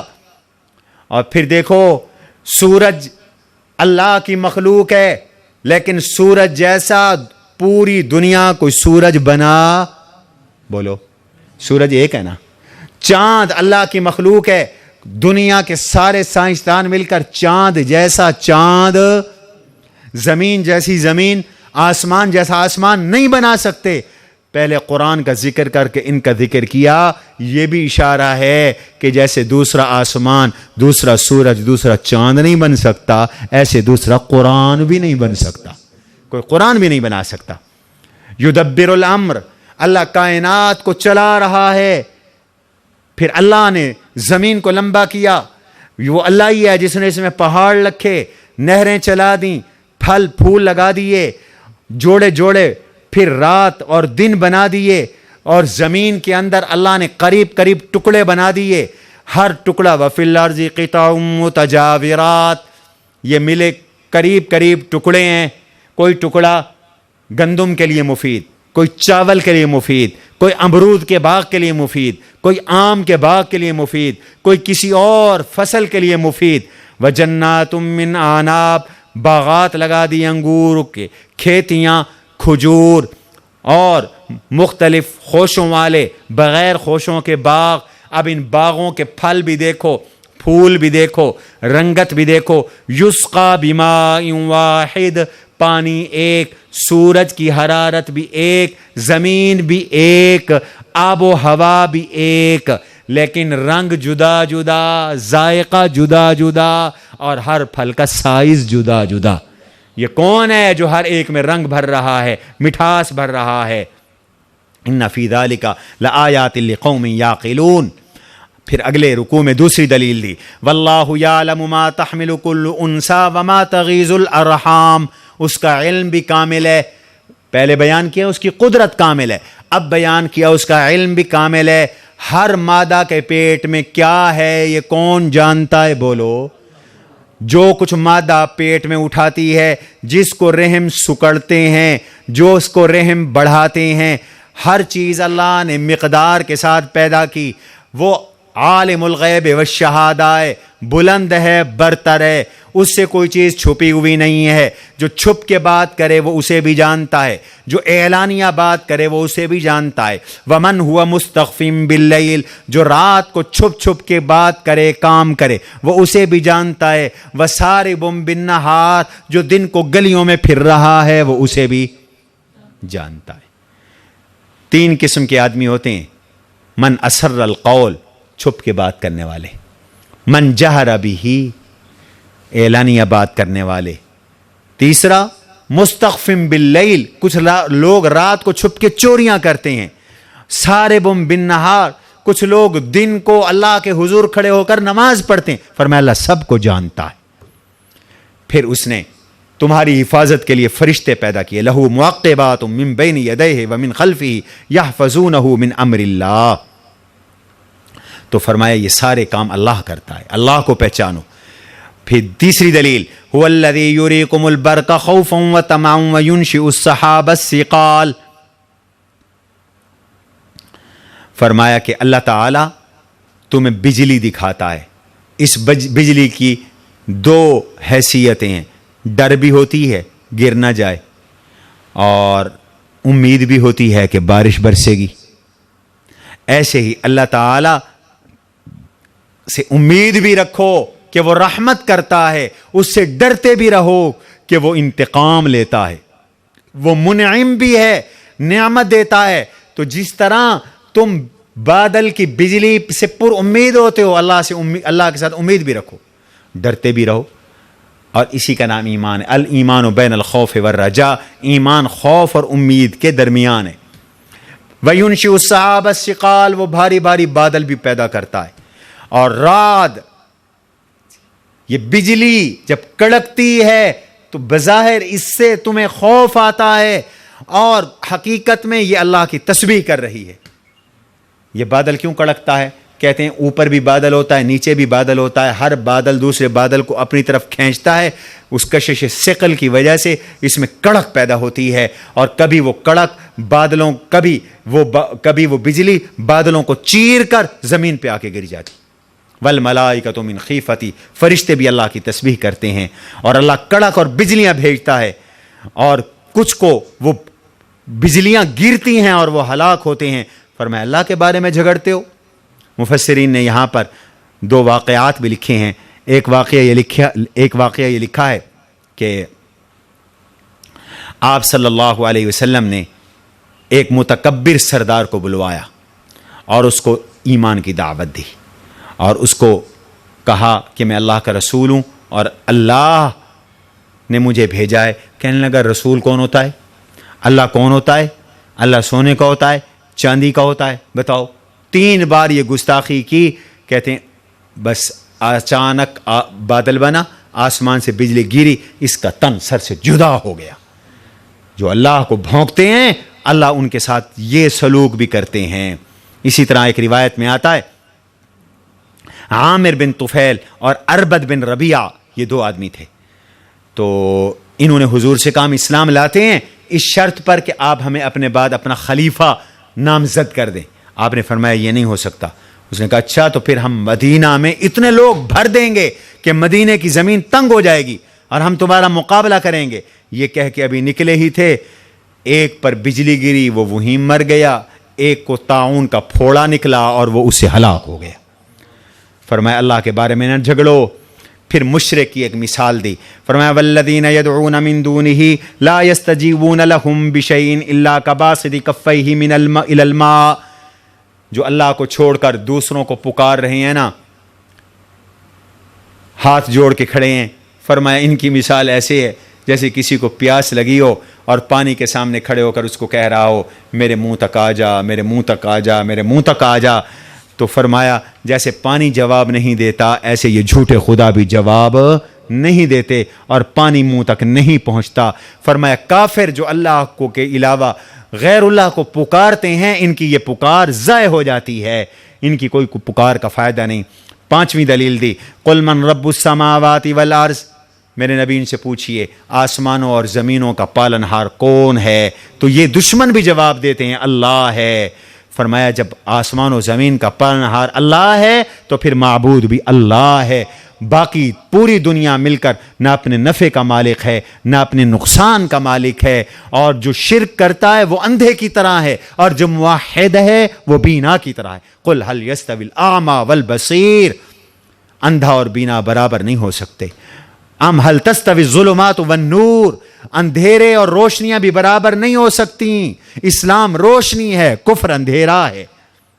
باقی تم کہتے ہو کہ اور بھی معبود ہیں, تو اللہ کہتے ہیں میرا سوال ہے خلقوا كخلقه فتشابه الخلق عليهم, یہ سورج چاند آسمان زمین اللہ کی مخلوق ہیں, جو تمہارے خداؤں کی مخلوق ہو ذرا وہ بھی دکھاؤ. وہ کہاں ہے؟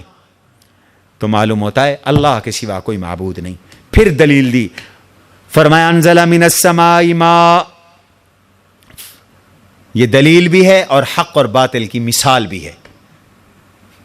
حق اور باطل کی لڑائی میں باطل ابھرتا ہے لیکن پھر بیٹھ جاتا ہے، حق غالب آتا ہے، حق پختہ رہتا ہے، حق قائم رہتا ہے، باطل آتے رہتے ہیں جاتے رہتے ہیں۔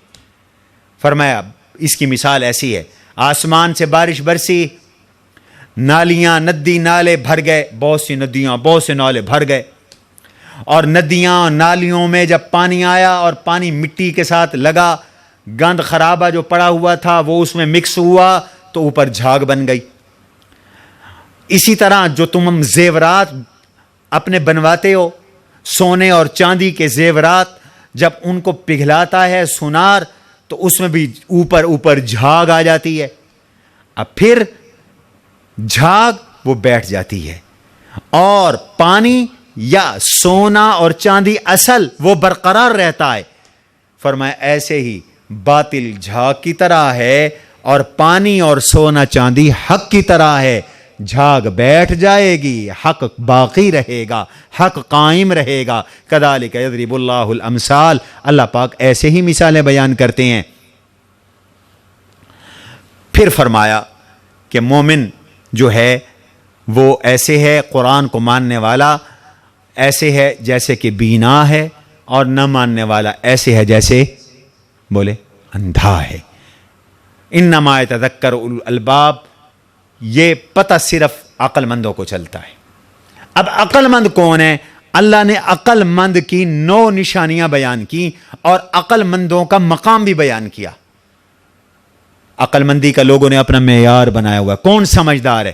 اللہ فرماتے ہیں سمجھدار کی 9 نشانیاں۔ پہلی، الذین یوفون بعہد اللہ، جو اللہ کے عہد کو پورا کریں، اللہ سے جو الستو کا وعدہ کر کے آئے یا کلمے پڑھ کے وعدہ کیا تیرے حکموں پہ چلوں گا، تجھے ایک مانوں گا، وہ وعدہ پورا کرے۔ نمبر 2، عقل مند وہ ہیں جو عہد نہ توڑیں، نہ اللہ سے، نہ نبی سے، اور نہ لوگوں سے۔ نمبر 3، والذین یصلون ما امر اللہ، عقل مند وہ ہیں جو صلہ رحمی کریں، رشتوں کو جوڑیں، توڑیں نہ۔ نمبر 4، وَيَخْشَوْنَ رَبَّهُمْ، جو اپنی آخرت کو اپنے سامنے رکھ کر اللہ سے ڈریں، دوزخ سے ڈریں، اللہ کے عذاب سے ڈریں۔ وَيَخَافُونَ سُوءَ الْحِسَابِ، 5ویں نشانی، جو برے حساب سے، قیامت کے دن سے بھی ڈریں۔ 6ٹھی نشانی، وَالَّذِينَ صَبَرُوا ابْتِغَاءَ وَجْهِ رَبِّهِمْ، صابر ہوں۔ نمبر 7، نماز قائم کرتے ہوں۔ نمبر 8، اللہ کی راہ میں چھپ کر بھی اعلانیہ بھی خرچ کرتے ہوں۔ نمبر 2، برائی کا بدلہ برائی کے ساتھ نہ دیتے ہوں، اچھائی کے ساتھ دیتے ہوں۔ فرمایا یہ سمجھدار ہیں، انہی کے لیے جنت ہے۔ پھر یہ اکیلے جنت میں نہیں ہوں گے، یہ بڑی مزے کی بات کی۔ فرمایا یہ اکیلے جنت میں نہیں ہوں گے، وَمَنْ صَلَحَ مِنْ آبَائِهِمْ وَأَزْوَاجِهِمْ وَذُرِّيَّاتِهِمْ، یہ بھی جنت میں ہوں گے، ان کے آباء و اجداد، ان کی اولادیں اور ان کے بہن بھائی رشتہ دار جو صلاحیت رکھتے ہوں گے وہ بھی ان کے ساتھ جنت میں ہوں گے۔ یہ سارے اکٹھے ہوں گے، خوش و خرم ہوں گے۔ صلاحیت رکھنے کا معنی کیا ہے؟ جن میں ایمان ہوگا، اعمال ہوں گے۔ باقی اگر تھوڑی بہت اونچ نیچ ہے کہ کوئی بہت اونچے مقام پہ ہیں باقی نیچے ہیں، اللہ کہتے ہیں الحقنا بہم ذریاتہم وما التناہم من عملہم شیء، پھر ہم نیچے والوں کو اپنے فضل سے اوپر والوں کے ساتھ شامل کر دیں گے، اوپر والوں کے ہم درجوں کو کم نہیں کریں گے۔ فرمایا یہ سمجھدار لوگ ہیں۔ پھر 7ویں دلیل دی، اللہ یبسط الرزق لمن یشاء ویقدر، رزاق بھی اللہ ہے، کسی کے لیے رزق وسیع کر دیتا ہے، کسی کے لیے رزق تنگ کر دیتا ہے۔ دنیا کی زندگی پہ اتراتے ہیں، حالانکہ دنیا برتنے کی چیز ہے، اترانے کی چیز نہیں ہے۔ پھر فرمایا والذین آمنوا وتطمئن قلوبہم بذکر اللہ، ایمان والے ان کے دل اللہ کے ذکر سے مطمئن رہتے ہیں، اور اللہ کے ذکر سے دلوں کو اطمینان ہوتا ہے۔ ایمان والوں کا دل مطمئن ہوتا ہے، کیوں؟ ان کا عقیدہ ہوتا ہے پکا، شک نہیں، تردد نہیں۔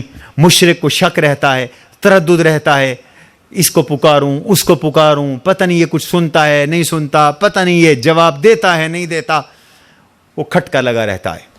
لیکن مومن کا اللہ پر ایمان، یقین، اس کا دل مطمئن، اور پھر توحید کا نور اس کے سینوں میں ہے، اور جب وہ زبان پہ ذکر لاتا ہے، دل پہ ذکر لاتا ہے، تو اس کے اطمینان میں اور اضافہ ہو جاتا ہے۔ آگے 8ویں دلیل دی، امن ہوا قانت قائم علی کل نفس بما کسبت، فرمایا اللہ تو وہ ہے جو ہر جی پر نگرانی کر رہا ہے، ہر ایک کے ساتھ ہے۔ بھلا وہ اللہ اور جھوٹے خدا برابر ہو سکتے ہیں؟ یہ برابر نہیں ہو سکتے، انہوں نے جھوٹے خدا بنا لیے۔ اللہ نے فرمایا سموہم ام تنبئونہ بما لا یعلم فی الارض، اللہ کو بتاتے ہو اللہ نہیں جانتا، بلکہ یہ تم نے جھوٹ بنا دیا۔ اس کے بعد اسی رکوع میں جنت کی اوصاف بتلائیں، فرمایا مثل الجنت التی وعد المتقون، متقین کے ساتھ جنت کا وعدہ ہے، وہ کیسے ہوگی؟ تجری من تحتها الانہار، جنت میں نہریں بہتی ہوں گی، اکلھا دائم، اس کے پھل ہمیشہ رہیں گے۔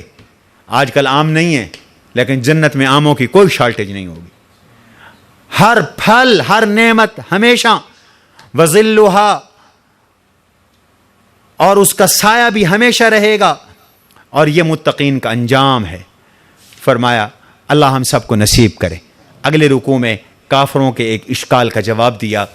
مشرکین کا اشکال یہ تھا کہ جناب اگر آپ نبی ہیں تو پھر آپ کی بیوی کیوں ہیں، پھر آپ کے بچے کیوں ہیں، پھر آپ کھانا کیوں کھاتے ہیں، پھر آپ کو یہ عوارض بشریہ کیوں لاحق ہیں؟ یہ عام طور پر اعتراض مشرکین مکہ کو تھا۔ ایک تو ان کو یہ اعتراض تھا، بار بار پوچھتے تھے، دوسرا ان کے مطالبات تھے کہ جی مہربانی کریں آپ دعا کر دینا اللہ سے، اگر نبی ہیں یہ پہاڑ مکہ سے ہٹ جائیں اور یہ جگہ کھلی ہو جائے، ہماری کھیتی اگنے لگ جائے۔ اور کبھی کہتے تھے کہ اگر آپ اللہ کے نبی ہیں تو ہمارا شام کا جو سفر ہے وہ شارٹ کٹ ہو جائے، ہمیں اتنے دن لگتے ہیں ہفتے لگتے ہیں وہ شارٹ کٹ ہو جائے، اور ہمارا دادا قصی وہ قبر سے اٹھ کر وہ گواہی دے کہ آپ نبی ہیں۔ یہ پیچھے اللہ نے اس کا ذکر کیا، وَلَوْ أَنَّ قُرْآنًا سُيِّرَتْ بِهِ الْجِبَالُ وَقُطِّعَتْ بِهِ الْأَرْضُ وَكُلِّمَ بِهِ الْمَوْتَى، اللہ نے فرمایا بل للہ الامر جمیعا، یہ سارے کام اللہ کر سکتا ہے، لیکن یہ سارے کام کر بھی دے پھر بھی تم نہیں مانو۔ اب اس اشکال کا جواب کہ آپ اگر نبی ہیں تو شادی کیوں ہیں، بچے کیوں ہیں، اللہ نے فرمایا وَلَقَدْ أَرْسَلْنَا رُسُلًا مِّن قَبْلِكَ، ہم نے جتنے بھی رسول بھیجے، وَجَعَلْنَا لَهُمْ أَزْوَاجًا وَذُرِّيَّةً، ہم نے ان کی شادیاں بھی کی، ہم نے ان کو بچے بھی دیے، اور وہ کھانا بھی کھاتے تھے، وہ بازاروں میں بھی جاتے تھے۔ باقی فرمائشی معجزہ کوئی نبی اپنی مرضی سے نہیں لا سکتا، جب اللہ چاہتے ہیں تو معجزے آتے ہیں۔ ما کان لرسول ان یأتی بآیۃ الا باذن اللہ لکل اجل کتاب، ہر ایک کی ہلاکت کا بھی ایک وقت مقرر ہے، اللہ کے پاس لوح محفوظ میں ہے، اللہ لوح محفوظ کو لکھتے بھی رہتے ہیں اور مٹاتے بھی رہتے ہیں۔ اگلی سورت کا نام ہے سورہ ابراہیم۔ یہ سورہ ابراہیم بھی مکی سورت ہے، قرآن کی ترتیب میں 14ویں نمبر پر ہے، اور نزول کے اعتبار سے یہ 72 نمبر پر ہے، اس کی 52 آیاتیں ہیں۔ اس سورت میں اللہ تعالیٰ نے حضرت ابراہیم علیہ السلام کا حوالہ دیا کہ ابراہیم علیہ السلام بھی موحد تھے، توحید اختیار کرو، اور پہلے سے توحید کا مضمون چل رہا ہے۔ یہ جتنی بھی مکی صورتیں ہیں یاد رکھیے ان میں 3 مضمون مشترک ہیں، ہر مکی صورت میں 3 مضمون بیان ہوتے ہیں۔ چونکہ مکہ میں احکام تو اترے نہیں تھے، نماز کے احکام، روزے کے احکام، حج کے احکام، زکوٰۃ کے احکام، لین دین کے احکام، یہ سارے کے سارے احکام آئے مدینہ میں جب ریاست بن گئی۔ مکہ مکرمہ میں اگر کچھ احکام اترے تھے تو تفصیلات نہیں آئی تھی، مثلا روزہ ذکر تو مکی صورتوں میں بھی ہے، زکوٰۃ کا ذکر بھی ہے، لیکن تفصیلات آئی ہیں مدینہ منورہ میں۔ تو مکی صورتوں میں یہ 3 مضمون ہوتے ہیں، اللہ عقیدے کا اس بات ہوتا ہے، توحید بیان کی جاتی ہے، رسالت بیان کی جاتی ہے، قیامت بیان کی جاتی ہے، یہاں بھی یہی مضمون ہے جو مکی صورتوں کے اندر ہیں۔ اور حوالہ ہے حضرت ابراہیم علیہ السلام کا کہ وہ اللہ کے کہنے پر اپنی بیوی بچوں کو اللہ کے سہارے چھوڑ کر چلے گئے تھے۔ اس سورہ ابراہیم کی وجہ تسمیہ واضح ہے کہ حضرت ابراہیم علیہ السلام کا ذکر ہے، اور ابراہیم علیہ السلام نبیوں میں واحد نبی ہیں، ایک تو جو جد الانبیاء ہیں، سارے نبیوں کے دادے۔ ابراہیم کے بعد کوئی نبی ایسا نہیں آیا جو ابراہیم کی نسل سے نہ ہو، سارے نبی ابراہیم کی نسل سے آئے، متفقہ نبی تھے، یہودی بھی ان کو مانتے ہیں، عیسائی بھی ان کو مانتے ہیں، مسلمان بھی ان کو مانتے ہیں اپنے اپنے طور پر۔ اور اللہ نے ان کے بارے میں فرمایا ان ابراہیم کان امۃ قانتا للہ حنیفا، اکیلے ابراہیم پوری ایک جماعت تھے، چنانچہ وہ تبلیغ میں بھی اکیلے جماعت تھے، توحید میں بھی اکیلے جماعت تھے، اللہ کی نعمتوں کی شکر گزاری میں بھی یہ اکیلے جماعت تھے۔ اس لیے سورت کا نام سورہ ابراہیم ہے، اور اس سورت کے اندر اللہ تعالی نے چند مضامین بیان کیے، اور ان مضامین میں ایک مضمون یہ ہے کہ سارے نبی توحید بھی بیان کرتے رہے اور سارے نبی عبادت کا درس بھی لوگوں کو دیتے رہے۔ دوسرا مضمون ہے کہ سارے نبی توکل میں اور یقین میں، اللہ پر یقین میں باکمال تھے، اور ان کا توکل اور یقین کامل تھا، اس وجہ سے وہ صبر بھی کرتے رہے۔ انبیاء علیہ السلام سارے کے سارے تبلیغ بھی کرتے رہے، اور ان کی تبلیغ کا طریقہ بھی قرآن کریم نے نقل کیا ہے۔ چوتھا مضمون ہے کہ ہمیشہ ہر نبی کے دور میں جو جھٹلانے والے لوگ تھے وہ نبیوں پہ اعتراض کرتے رہے۔ پانچواں موضوع ہے کہ شیطان کا جو مکر ہے وہ بڑا کمزور ہے، شیطان تمہارا کچھ نہیں بگاڑ سکتا اس کے سوا کہ وہ وسوسہ ڈال سکتا ہے نا، باقی شیطان تمہارا ہاتھ پکڑ کر تمہیں مسجد سے نہیں روکتا، شیطان تمہیں زبردستی پکڑ کر وہ سینما میں نہیں لے جاتا، شیطان تو صرف وسوسہ ڈالتا ہے، اور یہ اس کا کمزور حملہ ہے، لہذا اس سے تم بچ سکتے ہو۔ پھر اللہ تعالیٰ نے اچھے کلمے اور گندے کلمے کی بھی مثال دی، اور نفس میں اس کی اثر کو ذکر کیا، اور اس کا ایک مضمون ہے اللہ تعالیٰ کی مخلوقات پر بے بہا نعمتیں ہیں، مخلوق ان نعمتوں پر اللہ کا شکر کرے، کفر پر اور ظلم پر عذاب کی دھمکی ہے۔ بسم اللہ الرحمن الرحیم، الف لام را، کتاب انزلناہ الیک لتخرج الناس من الظلمات الی النور، ہم نے یہ کتاب آپ پر اتاری تاکہ قرآن کے ساتھ آپ لوگوں کو جہالت اور گمراہی کے اندھیروں سے ایمان کے نور کی طرف نکالیں رب کے حکم کے ساتھ۔ پھر اللہ تبارک و تعالی کی تعارف کروایا، چونکہ توحید کی صورت ہے، اللہ الذی لہ ما فی السماوات وما فی الارض، وہ پوری کائنات کا مالک ہے، وہ پوری کائنات کا خالق ہے۔ کافر لوگ نہیں مانتے، اس لیے کہ انہوں نے دنیا کی زندگی کو آخرت پر ترجیح دی، گمراہ ہوئے۔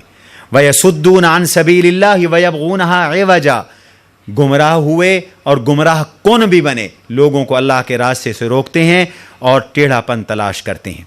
اس کے بعد رسالت کا تذکرہ کیا، توحید رسالت کے مضمون جڑوے ہیں۔ فرمایا وَمَا أَرْسَلْنَا مِن رَّسُولٍ إِلَّا بِلِسَانِ قَوْمِهِ، ہم نے ہر نبی کو اس کی قوم کی زبان میں بھیجا تاکہ قوم اس کی بات کو سمجھ سکے، اس کے جو مخاطب اول ہوتے تھے اسی کی زبان پہ ہوتے تھے۔ اور جناب رسول اللہ صلی اللہ علیہ وسلم بھی مکہ میں مدینہ میں مبعوث ہوئے تو وہاں کی زبان عربی تھی، تو قرآن عربی میں اترا، حضور نے عربی میں تبلیغ کی، اور آپ نے عالم عرب کو اتنا سمجھایا کہ بعد میں اسلام جب عجم میں پہنچا تو عرب سے پھر پوری طرح اسلام عجم میں منتقل ہو گیا، اور یہ پیغام عربی سے ٹرانسلیٹ ہو کر ترجمہ ہو کر عجمی میں پہنچا، اور اس قدر کامل پہنچا کہ بعض وجوہ سے عجب میں عرب سے بھی اسلام زیادہ مضبوط ہو گیا۔ چنانچہ آپ دیکھیں کہ دین جو پھیلا اور دین کی جو تعلیم دی گئی اور تبلیغ ہوئی وہ عرب سے زیادہ عجم میں۔ یہ حدیث کی کتابیں بخاری، مسلم، یہ ابو داود، یہ سنن نسائی، جامع ترمذی، سنن ابن ماجہ، ان میں سے کوئی عرب میں نہیں لکھی گئی، ان کے لکھنے والے عربی نہیں ہیں، سارے عجمی ہیں۔ امام ابو حنیفہ عجمی، محدثین اکثر عجمی، اور فقہاء اکثر عجمی یا علماء ماوراء النہر۔ یہ آپ ان کا تذکرہ پڑھتے ہیں، یہ آذربائیجان کا علاقہ، افغانستان کا علاقہ، یہ خراسان کا علاقہ، خراسان کا یہ جو علاقہ ہے اس میں پاکستان کا کچھ حصہ شامل ہے، افغانستان کا حصہ شامل ہے، اور کچھ ایران کا حصہ شامل ہے، اور کچھ روس کی ریاستوں کا حصہ شامل ہے۔ یہاں سے دین اٹھا، اور اس کے بارے میں حدیثوں میں پیشین گوئیاں ہیں کہ حضرت مہدی کے ساتھ یہاں سے لشکر اٹھیں گے جو شامل ہوں گے۔ تو عربی میں دین آیا، اس اور جنت کی زبان بھی عربی ہے۔ تو فرمایا کہ نبی جو تم سے بات کر رہے ہیں وہ سمجھ میں آنے والی بات ہے، حضور عربی میں بات کریں، سمجھو، اس بات کو مانو، تسلیم کرو۔ پھر آگے پچھلے نبیوں کے واقعات سے دلیل دی، فرمایا کہ موسیٰ علیہ السلام کو دیکھ لو، وَلَقَدْ أَرْسَلْنَا مُوسَىٰ بِآيَاتِنَا أَنْ أَخْرِجْ قَوْمَكَ مِنَ الظُّلُمَاتِ إِلَى النُّورِ۔ جو کام حضور نے کیا یہی کام موسیٰ نے کیا، حضور نے بھی نصیحت کی، موسیٰ نے بھی نصیحت کی۔ اللہ نے حضور سے بھی فرمایا کہ پچھلے زمانے کے حالات بتلا کر ان کو ڈراؤ۔ موسیٰ سے بھی کہا وَذَكِّرْهُمْ بِأَيَّامِ اللَّهِ، کہ ان کو قوم عاد، قوم سمود، قوم نوح، ان معذب قوموں، ہلاک شدہ اقوام کے حالات بتلاؤ تاکہ یہ سنبھل جائیں۔ اذ قال موسیٰ لقومہ اذکروا نعمت اللہ، موسیٰ علیہ السلام نے فرمایا اللہ کی نعمتوں کو یاد کرو، تمہیں فرعون سے اس نے نجات دی۔ یہ ساری باتیں حضرت موسیٰ علیہ السلام نے فرمائی۔ اگلے رکوع میں فرمایا وَإِذْ تَأَذَّنَ رَبُّكُمْ، اللہ نے یہ بھی اعلان کیا ہے اگر تم شکر کرو گے تو میں نعمت میں اضافہ کروں گا، شکر سے نعمت بڑھتی ہے، ناشکری کرو گے تو میری پکڑ سخت ہے۔ پھر فرمایا قالت رسلهم افی اللہ شک فاطر السماوات والارض، اللہ کے وجود میں کوئی شک نہیں ہو سکتا، اس لیے کہ اس نے آسمانوں اور زمینوں پوری کائنات کو پیدا کیا ہے، تو یہ خود بخود بن نہیں سکتے آسمان و زمین، تو یہ حادثاتی طور پہ تو نہیں بنے، آخر کوئی ذات ہے جس نے اس کو بنایا ہے اور وہ اللہ تعالیٰ کی ذات ہے۔ اس کے بعد موسیٰ علیہ السلام کے قصے کے بعد باقی انبیاء علیہ السلام کے بارے میں فرمایا کہ باقی نبیوں نے بھی آ کر یہی کام کیا جو حضور علیہ السلام نے اور موسیٰ علیہ السلام نے کیا، اور ان کی بھی قوموں نے ایسے ہی تکذیب کی جیسا کہ موسیٰ علیہ السلام کی۔ چنانچہ 15 رکوع میں فرمایا قال الذین کفروا لنصرہم لنخرجنکم من ارضنا، سب رسولوں کی قوموں نے ان سے کہا تھا ہم تمہیں اپنی زمین سے نکال دیں گے اور اپنے دین میں واپس لائیں گے، اور اللہ نے ان نبیوں پر وحی کی تھی ہم ظالموں کو ہلاک کریں گے اور ہم تمہیں زمین میں ٹھہرائیں گے۔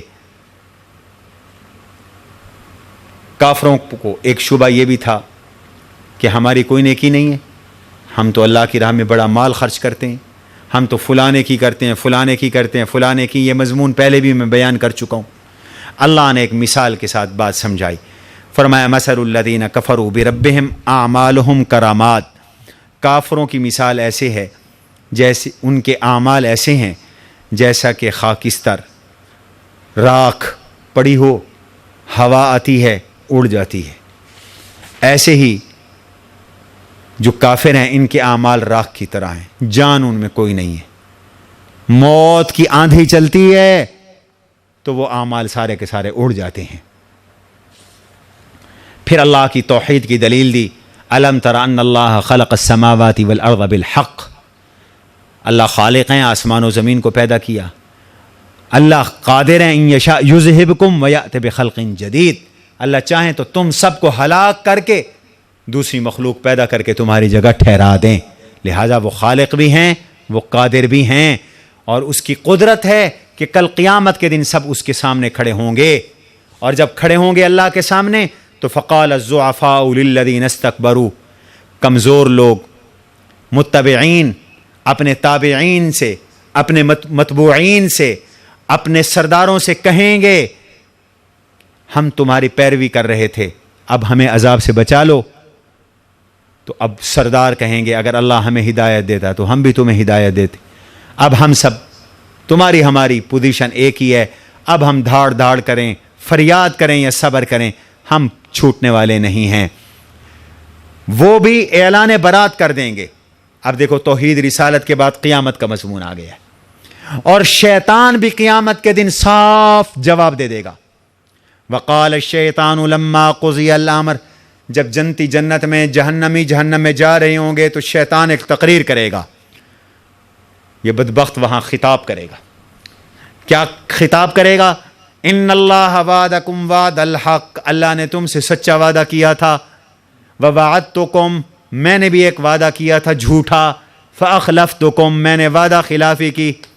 وما کان لی علیکم من سلطان الا ان دعوتکم، میں نے کوئی تمہیں زبردستی تو نہیں منوایا تھا نا، میں نے تو صرف تمہیں پکارا تھا، تمہیں ایک بات کہی تھی. فاستجبتم لی، تو تم نے میری بات خود ہی مانی، میں نے کوئی زبردستی تمہیں منوائی تھی. فلا تلومونی، آج مجھے برا بلا نہ کہو. ولوموا انفسکم، اپنے آپ کو برا بلا کہو. ما انا بمصرخکم، نہ میں تمہیں چھڑوا سکتا ہوں. وما انتم بمصرخی، نہ تم مجھے چھڑوا سکتے ہو. اس وقت سے پہلے پہلے اپنے اس دشمن کو پہچان لو. یہ ایسا بدبخت ہے، گمراہ کون ہے، گمراہ بھی کرتا ہے، مکرتا بھی ہے. اور وہ کہہ دے گا اللہ کے سامنے، میں نے کوئی تمہیں زبردستی نہیں پکڑا تھا، میری بات تم نہ مانتے. تو بہرحال اللہ تعالی نے ہمیں ڈرایا. اللہ ہم سب کو بچنے کی توفیق نصیب فرمائے. اس کے بعد اللہ تعالیٰ نے نیک کلمے کی اور برے کلمے کی ایک مثال دی. فرمایا الم تر کیف ضرب اللہ مثلا کلمۃ طیبۃ کشجرۃ طیبۃ اصلها ثابت وفرعها فی السماء.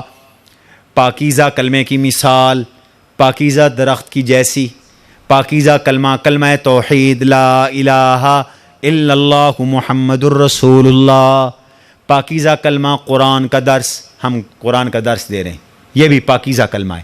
اللہ کی معرفت کی باتیں، اللہ کی حمد و ثنا، اللہ کی تسبیح و تکبیر و تحلیل، سبحان اللہ، الحمدللہ، اللہ اکبر، لا الہ الا اللہ، یہ ساری اللہ کی باتیں، یہ پاکیزہ کلمے ہیں.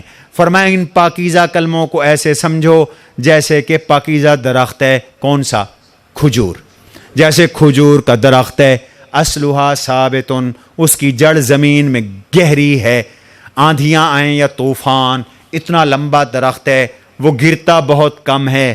وفرعها فی السماء، اس کے تنے آسمان کی جانبیں اوپر ہیں. زمین کی مٹی، گرد، غبار ان تک کم پہنچتا ہے. تؤتی اکلہا کل حین، اس کا پھل سارا سال آپ کو دستیاب ہے. ابھی کھجور مارکیٹ میں موجود ہے لیکن درختوں پر ابھی پھل نہیں آیا. اللہ کے حکم کے ساتھ تمہارا پاکیزہ کلمہ وہ بھی اسی طرح ہے. اصلها ثابت، اس کی جڑ تمہارے عقیدے کے اندر ہے، عقیدہ دل کے اندر ہے، اور اس کی شاخیں اوپر کو ہیں. یعنی تمہارے نیک عمل آسمان پہ اٹھتے ہیں. الیہ یصعد الکلم الطیب والعمل الصالح یرفعہ، تو نیک کلمے یہ اوپر کو جاتے ہیں، اعمال اوپر کو جاتے ہیں. فرمایا بنیاد دل میں راسخ ہے. جیسے کھجور کی بنیادیں زمین میں گڑی ہوئی ہیں، ایسے ہی تمہارا کلمہ توحید دل میں اترا ہوا ہے، اللہ کا ذکر دل میں اترا ہوا ہے، اللہ کی معرفت تمہارے دلوں کو مضبوط کر رہا ہے، دل میں اترا ہوا ہے. اللہ نے سمجھنے کے لیے کیسی خوبصورت مثال دی. فرمایا گندا کلمہ، کفر کا کلمہ، بے حیائی کا کلمہ، گانے، فلمیں، گندے ڈرامے، جھوٹ، غیبت، بہتان، الزام تراشی اور ہر گناہ کی بات، اس کی مثال کشجرۃ خبیثۃ، جیسے گندا درخت ہوتا ہے. کون سا؟ اندرائن، اندرائن کا پھل جس کو کوڑتمہ ہم کہتے ہیں. حنزل اس کا عربی میں معنی ہے، حنزل، کوڑتمہ. کبھی دیکھا اسے؟ زمین پہ لگا ہوتا ہے، نہ کوئی جڑ نہ کوئی تنا، ایسے ہی پڑا ہوا ہے زمین پر، مٹی کے اندر رگڑا ہوا ہے. اجتثت من فوق الارض ما لها من قرار، زمین کے اوپر سے اگتا ہے، کوئی ٹھہراؤ نہیں ہے. چل رہے ہوں آپ تو پاؤں لگتا ہے، فٹ بال کی طرح وہ جا رہا ہے، کوئی استقلال نہیں ہے. ایسے ہی گندا کلمہ نہیں ٹھہرتا ہوتا. ایسے ہی کفر کے کلمے میں کوئی استقرار نہیں ہے، گندی باتیں وہ نفع نہیں دیتی، جیسے یہ کڑوا پھل ہے، الٹا اگر ہاتھ لگا کے منہ کو لگا دو تو کڑوا زار ہو جاتا ہے، ایسے ہی گندی باتیں، گندے کلمے، گندے اور گندی گفتگویں یہ آدمی کا روح کو خراب کر دیتی ہیں، اور ان میں ٹھہراؤ بھی نہیں ہے اور ان کا کوئی نفع بھی نہیں ہے۔ فرمایا ان سے عبرت حاصل کرو۔ آگے کافروں کے بارے میں فرمایا، مکہ کے کافروں کو، الم تر الی الذین بدلوا نعمت اللہ کفرا واحلوا قومهم دار البوار، ان کافروں کو دیکھو، انہوں نے اللہ کی نعمت کو کفر میں بدل دیا اور اپنے آپ کو تباہی کے گھر میں اتار دیا، یعنی دوزخ کی طرف اتار دیا۔ اگلے رکوع میں حضرت ابراہیم علیہ السلام کا تذکرہ ہے، جن کی مناسبت سے سورت کا نام سورہ ابراہیم ہے۔ اس رکوع میں ابراہیم علیہ السلام کی چند دعاؤں کا ذکر ہے، اور ان دعاؤں میں ہمارے لیے بڑے پیغام ہیں۔ پہلی دعا، وَإِذْ قَالَ إِبْرَاهِيمُ رَبِّ اجْعَلْ هَٰذَا الْبَلَدَ آمِنًا، کعبے کی تعمیر بھی حضرت ابراہیم علیہ السلام نے فرمائی، اور بے آب و گیاہ میدان میں اپنے شیرخوار بچے اسماعیل اور گھر والی ہاجرہ کو اللہ کے حکم پہ چھوڑ دیا۔ اب اس شہر کے لیے دعا کی۔ کبھی کبھی آتے تھے ابراہیم خبر گیری کرنے کے لیے، اب یہ بیچارے اکیلے رہے، وہاں زمزم کا چشمہ نکلا، اے میرے رب اس گھر کو امن والا بنا۔ آج تک وہ امن والا ہے، اللہ اس کو امن والا رکھے۔ وَجْنُبْنِي وَبَنِيَّ أَن نَّعْبُدَ الْأَصْنَامَ، مجھے اور میری نسل کو بت پرستی سے محفوظ فرما۔ آدمی کو اپنے خاتمے کی بھی فکر ہوتی ہے اور اپنے اولاد کی بھی فکر ہوتی ہے، تو حضرت ابراہیم نے اپنی بھی فکر فرمائی، اپنی اولاد کی بھی فکر فرمائی، اور ہمارے لیے پیغام ہے کہ اپنی اولادوں کی دین کی اور عقیدے کی فکر کریں، کہیں تم موحد ہو اولاد مشرک نہ بن جائیں، تم مسلمان ہو اولاد مرتد نہ بن جائیں، تم نیک ہو اولاد بد نہ بن جائیں۔ اس لیے دعا کی، یا اللہ میری اولادوں کو بھی بت پرستی سے بچانا۔ عباس کہتے ہیں کہ جو ابراہیم علیہ السلام کی حقیقی اولاد ہے وہ بت پرست نہیں ہے، کہتے ہیں نہیں، ان میں بھی بعض بت پرست بنے، تو یہ دعا سب کے حق میں قبول نہیں ہوئی، کچھ کے حق میں قبول ہوئی۔ دوسری دعا ہے، ربنا انی اسکنت من ذریتی بواد غیر ذی زرع عند بیتک المحرم، اللہ پاک میں نے اپنی اولاد کو، بیوی کو، شیرخوار بچے کو ایسی وادی میں چھوڑ دیا، ٹھہرا دیا جہاں کوئی کھیتی باڑی نہیں ہے لیکن تیرے گھر کا پڑوس ہے۔ یا اللہ اس کے نتیجے میں یہ نماز قائم کریں گے، اب تو لوگوں کے دلوں کو متوجہ کر دے ان کی طرف۔ فَجْعَلْ أَفْئِدَةً مِّنَ النَّاسِ، کچھ خوش قسمت لوگ ان کی طرف متوجہ کر دے جو تیرے گھر میں آتے رہیں، بیت اللہ میں آتے رہیں، تیرا گھر آباد رہے، ان کا دل لگا رہے۔ وَارْزُقْهُم مِّنَ الثَّمَرَاتِ، اور ان کو پھلوں سے تو رزق دے تاکہ یہ رزق کھا کر تیرا شکر ادا کرے۔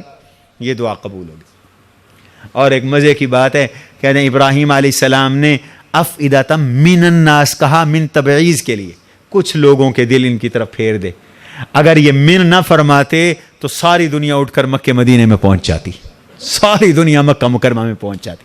اب کچھ لوگ جاتے ہیں جو ابراہیم کا دعا کا مصداق بن کے جاتے ہیں، اور رزق بھی اللہ نے ان علاقے کے لوگوں کو کیا دیا کہ کوئی پھل دنیا میں پیدا ہوتا ہے ممکن نہیں ہے کہ وہ مکہ میں نہ، کروڑوں لوگ وہاں آ رہے ہیں جا رہے ہیں۔ مجال ہے کبھی آپ نے سنا ہو کہ جی آج وہاں چینی کی شارٹ ہو گئی، آج وہاں آٹا شارٹ ہو گیا، اللہ سب کو کھلا رہے ہیں۔ ربنا انک تعلم ما نخفی وما نعلن وما یخفی علی اللہ من شیء فی الارض ولا فی السماء، اللہ تو ہر ظاہر و پوشیدہ چیز کو تو جانتا ہے، تجھ پہ کوئی چیز مخفی نہیں ہے۔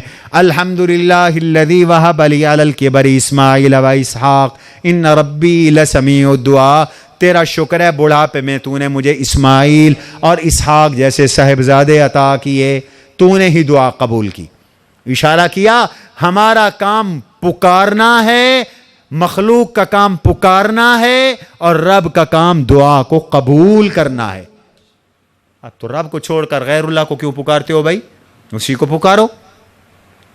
رب اجعلنی مقیم الصلاۃ، اب یہ دعا ہے اپنی اولاد کی، اے میرے رب میری اولاد کو نماز قائم کرنے والا بنا، مجھے بھی نماز قائم کرنے والا بنا، میری اولاد کو بھی نماز قائم کرنے والا بنا۔ اے رب میری دعا کو قبول فرما۔ ربنا اغفر لی ولوالدی وللمؤمنین یوم یقوم الحساب، یہی دعا ہم نماز کے آخر میں پڑھتے ہیں نا۔ اے میرے رب، ہمارے رب مجھے بھی بخش، میرے ماں باپ کو بھی بخش، قیامت کے دن ایمان والوں کو بھی بخش۔ ابراہیم علیہ السلام کے باپ مشرک تھے، شروع میں ان کے لیے دعا کی، یہ شروع کی دعا ہے، اس امید سے کہ اللہ انہیں ہدایت نصیب فرما دیں گے۔ لیکن جب پتہ چل گیا کہ ان کی ہدایت کا اللہ کا فیصلہ نہیں ہے تو پھر دعا چھوڑ دی۔ وما کان استغفار ابراہیم عن موعدۃ الا عن موعدۃ وعدہا ایاہ، وہ ایک وعدے کی وجہ سے تھا، وعدہ کیا تھا بابا میں تیرے لیے دعا کرتا رہوں گا۔ آخری رکوع میں اللہ تعالی نے فرمایا لا تحسبن اللہ غافلا عما یعمل الظالمون، جو کچھ یہ ظالم کافر، عام طور پہ ظالم قرآن نے مشرک اور کافر کو کہا ہے، یہ ظالم اور کافر جو کچھ کر رہے ہیں اللہ کو غافل نہ سمجھیں۔ فوری عذاب نہیں آتا، اللہ کی سنت یہی ہے، اللہ ڈھیل دیتے ہیں، جب پکڑیں گے تو پھر سخت پکڑیں گے، اور قیامت کے دن حالت یہ ہوگی کہ یہ پکڑے ہوئے ہوں گے، ان کے سر جھکے ہوئے ہوں گے، آنکھ اٹھا کے نہیں دیکھ سکے ہوں گے، نہیں دیکھ سکیں گے، دل ان کے لرز رہے ہوں گے، اس دن سے ڈرو۔ اور پھر فرمایا لا تحسبن اللہ مخلف وعدہ رسولہ، اللہ نے اپنے رسولوں سے جو وعدہ کیا اللہ اس کی بھی خلاف ورزی نہیں کرتے، اور اللہ غالب ہیں، ذو انتقام لینے والے ہیں۔ اللہ انتقام لیں گے کس دن میں؟ جس دن کے احوال یہ ہیں یوم تبدل الارض غیر الارض، زمین نہیں رہے گی قیامت کے دن، آسمان نہیں رہیں گے، ان کی شکلیں بدل دی جائیں گی، صورتیں بدل دی جائیں گی، ان کو بھی تاخت و تاراج کر دیا جائے گا، اور ساری دنیا اللہ کے سامنے کھڑی ہوگی۔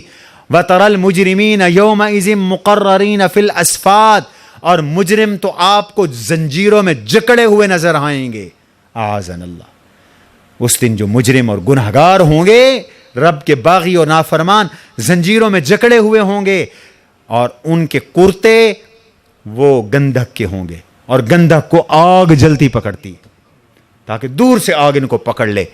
وَتَغْشَى وُجُوهَهُمُ النَّارُ، ان کے چہروں پہ آگ چھا رہی ہوگی، تاکہ اللہ ہر بندے کو اس کے اعمال کا بدلہ دے، اللہ جلد حساب لینے والے۔ آخری آیت میں فرمایا ھذا بلاغ للناس، سورت کے شروع میں بھی قرآن کا بیان تھا، آخر میں بھی قرآن کا بیان ہے، یہ لوگوں کے لیے پیغام ہے۔ وَلِيُنذِرُوا بِهِ، اسی قرآن کے ساتھ لوگوں کو ڈراؤ اور یقین کرو، وَلِيَعْلَمُوا، یقین کرو، دل میں بٹھا لو، انما ہوا الہ واحد، کہ معبود ایک ہے۔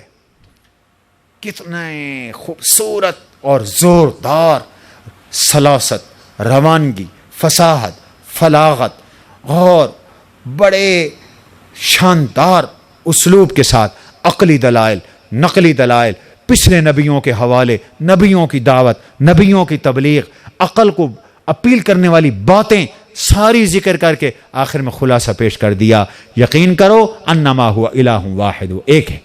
وَلِيَذَّكَّرُوا أُولُو الْأَلْبَابِ، اور نصیحت حاصل کریں عقل مند۔ باقی انشاءاللہ کل۔ سبحان ربک رب العزت عما یصفون وسلام علی المرسلین والحمد للہ۔ اللہم لک الحمد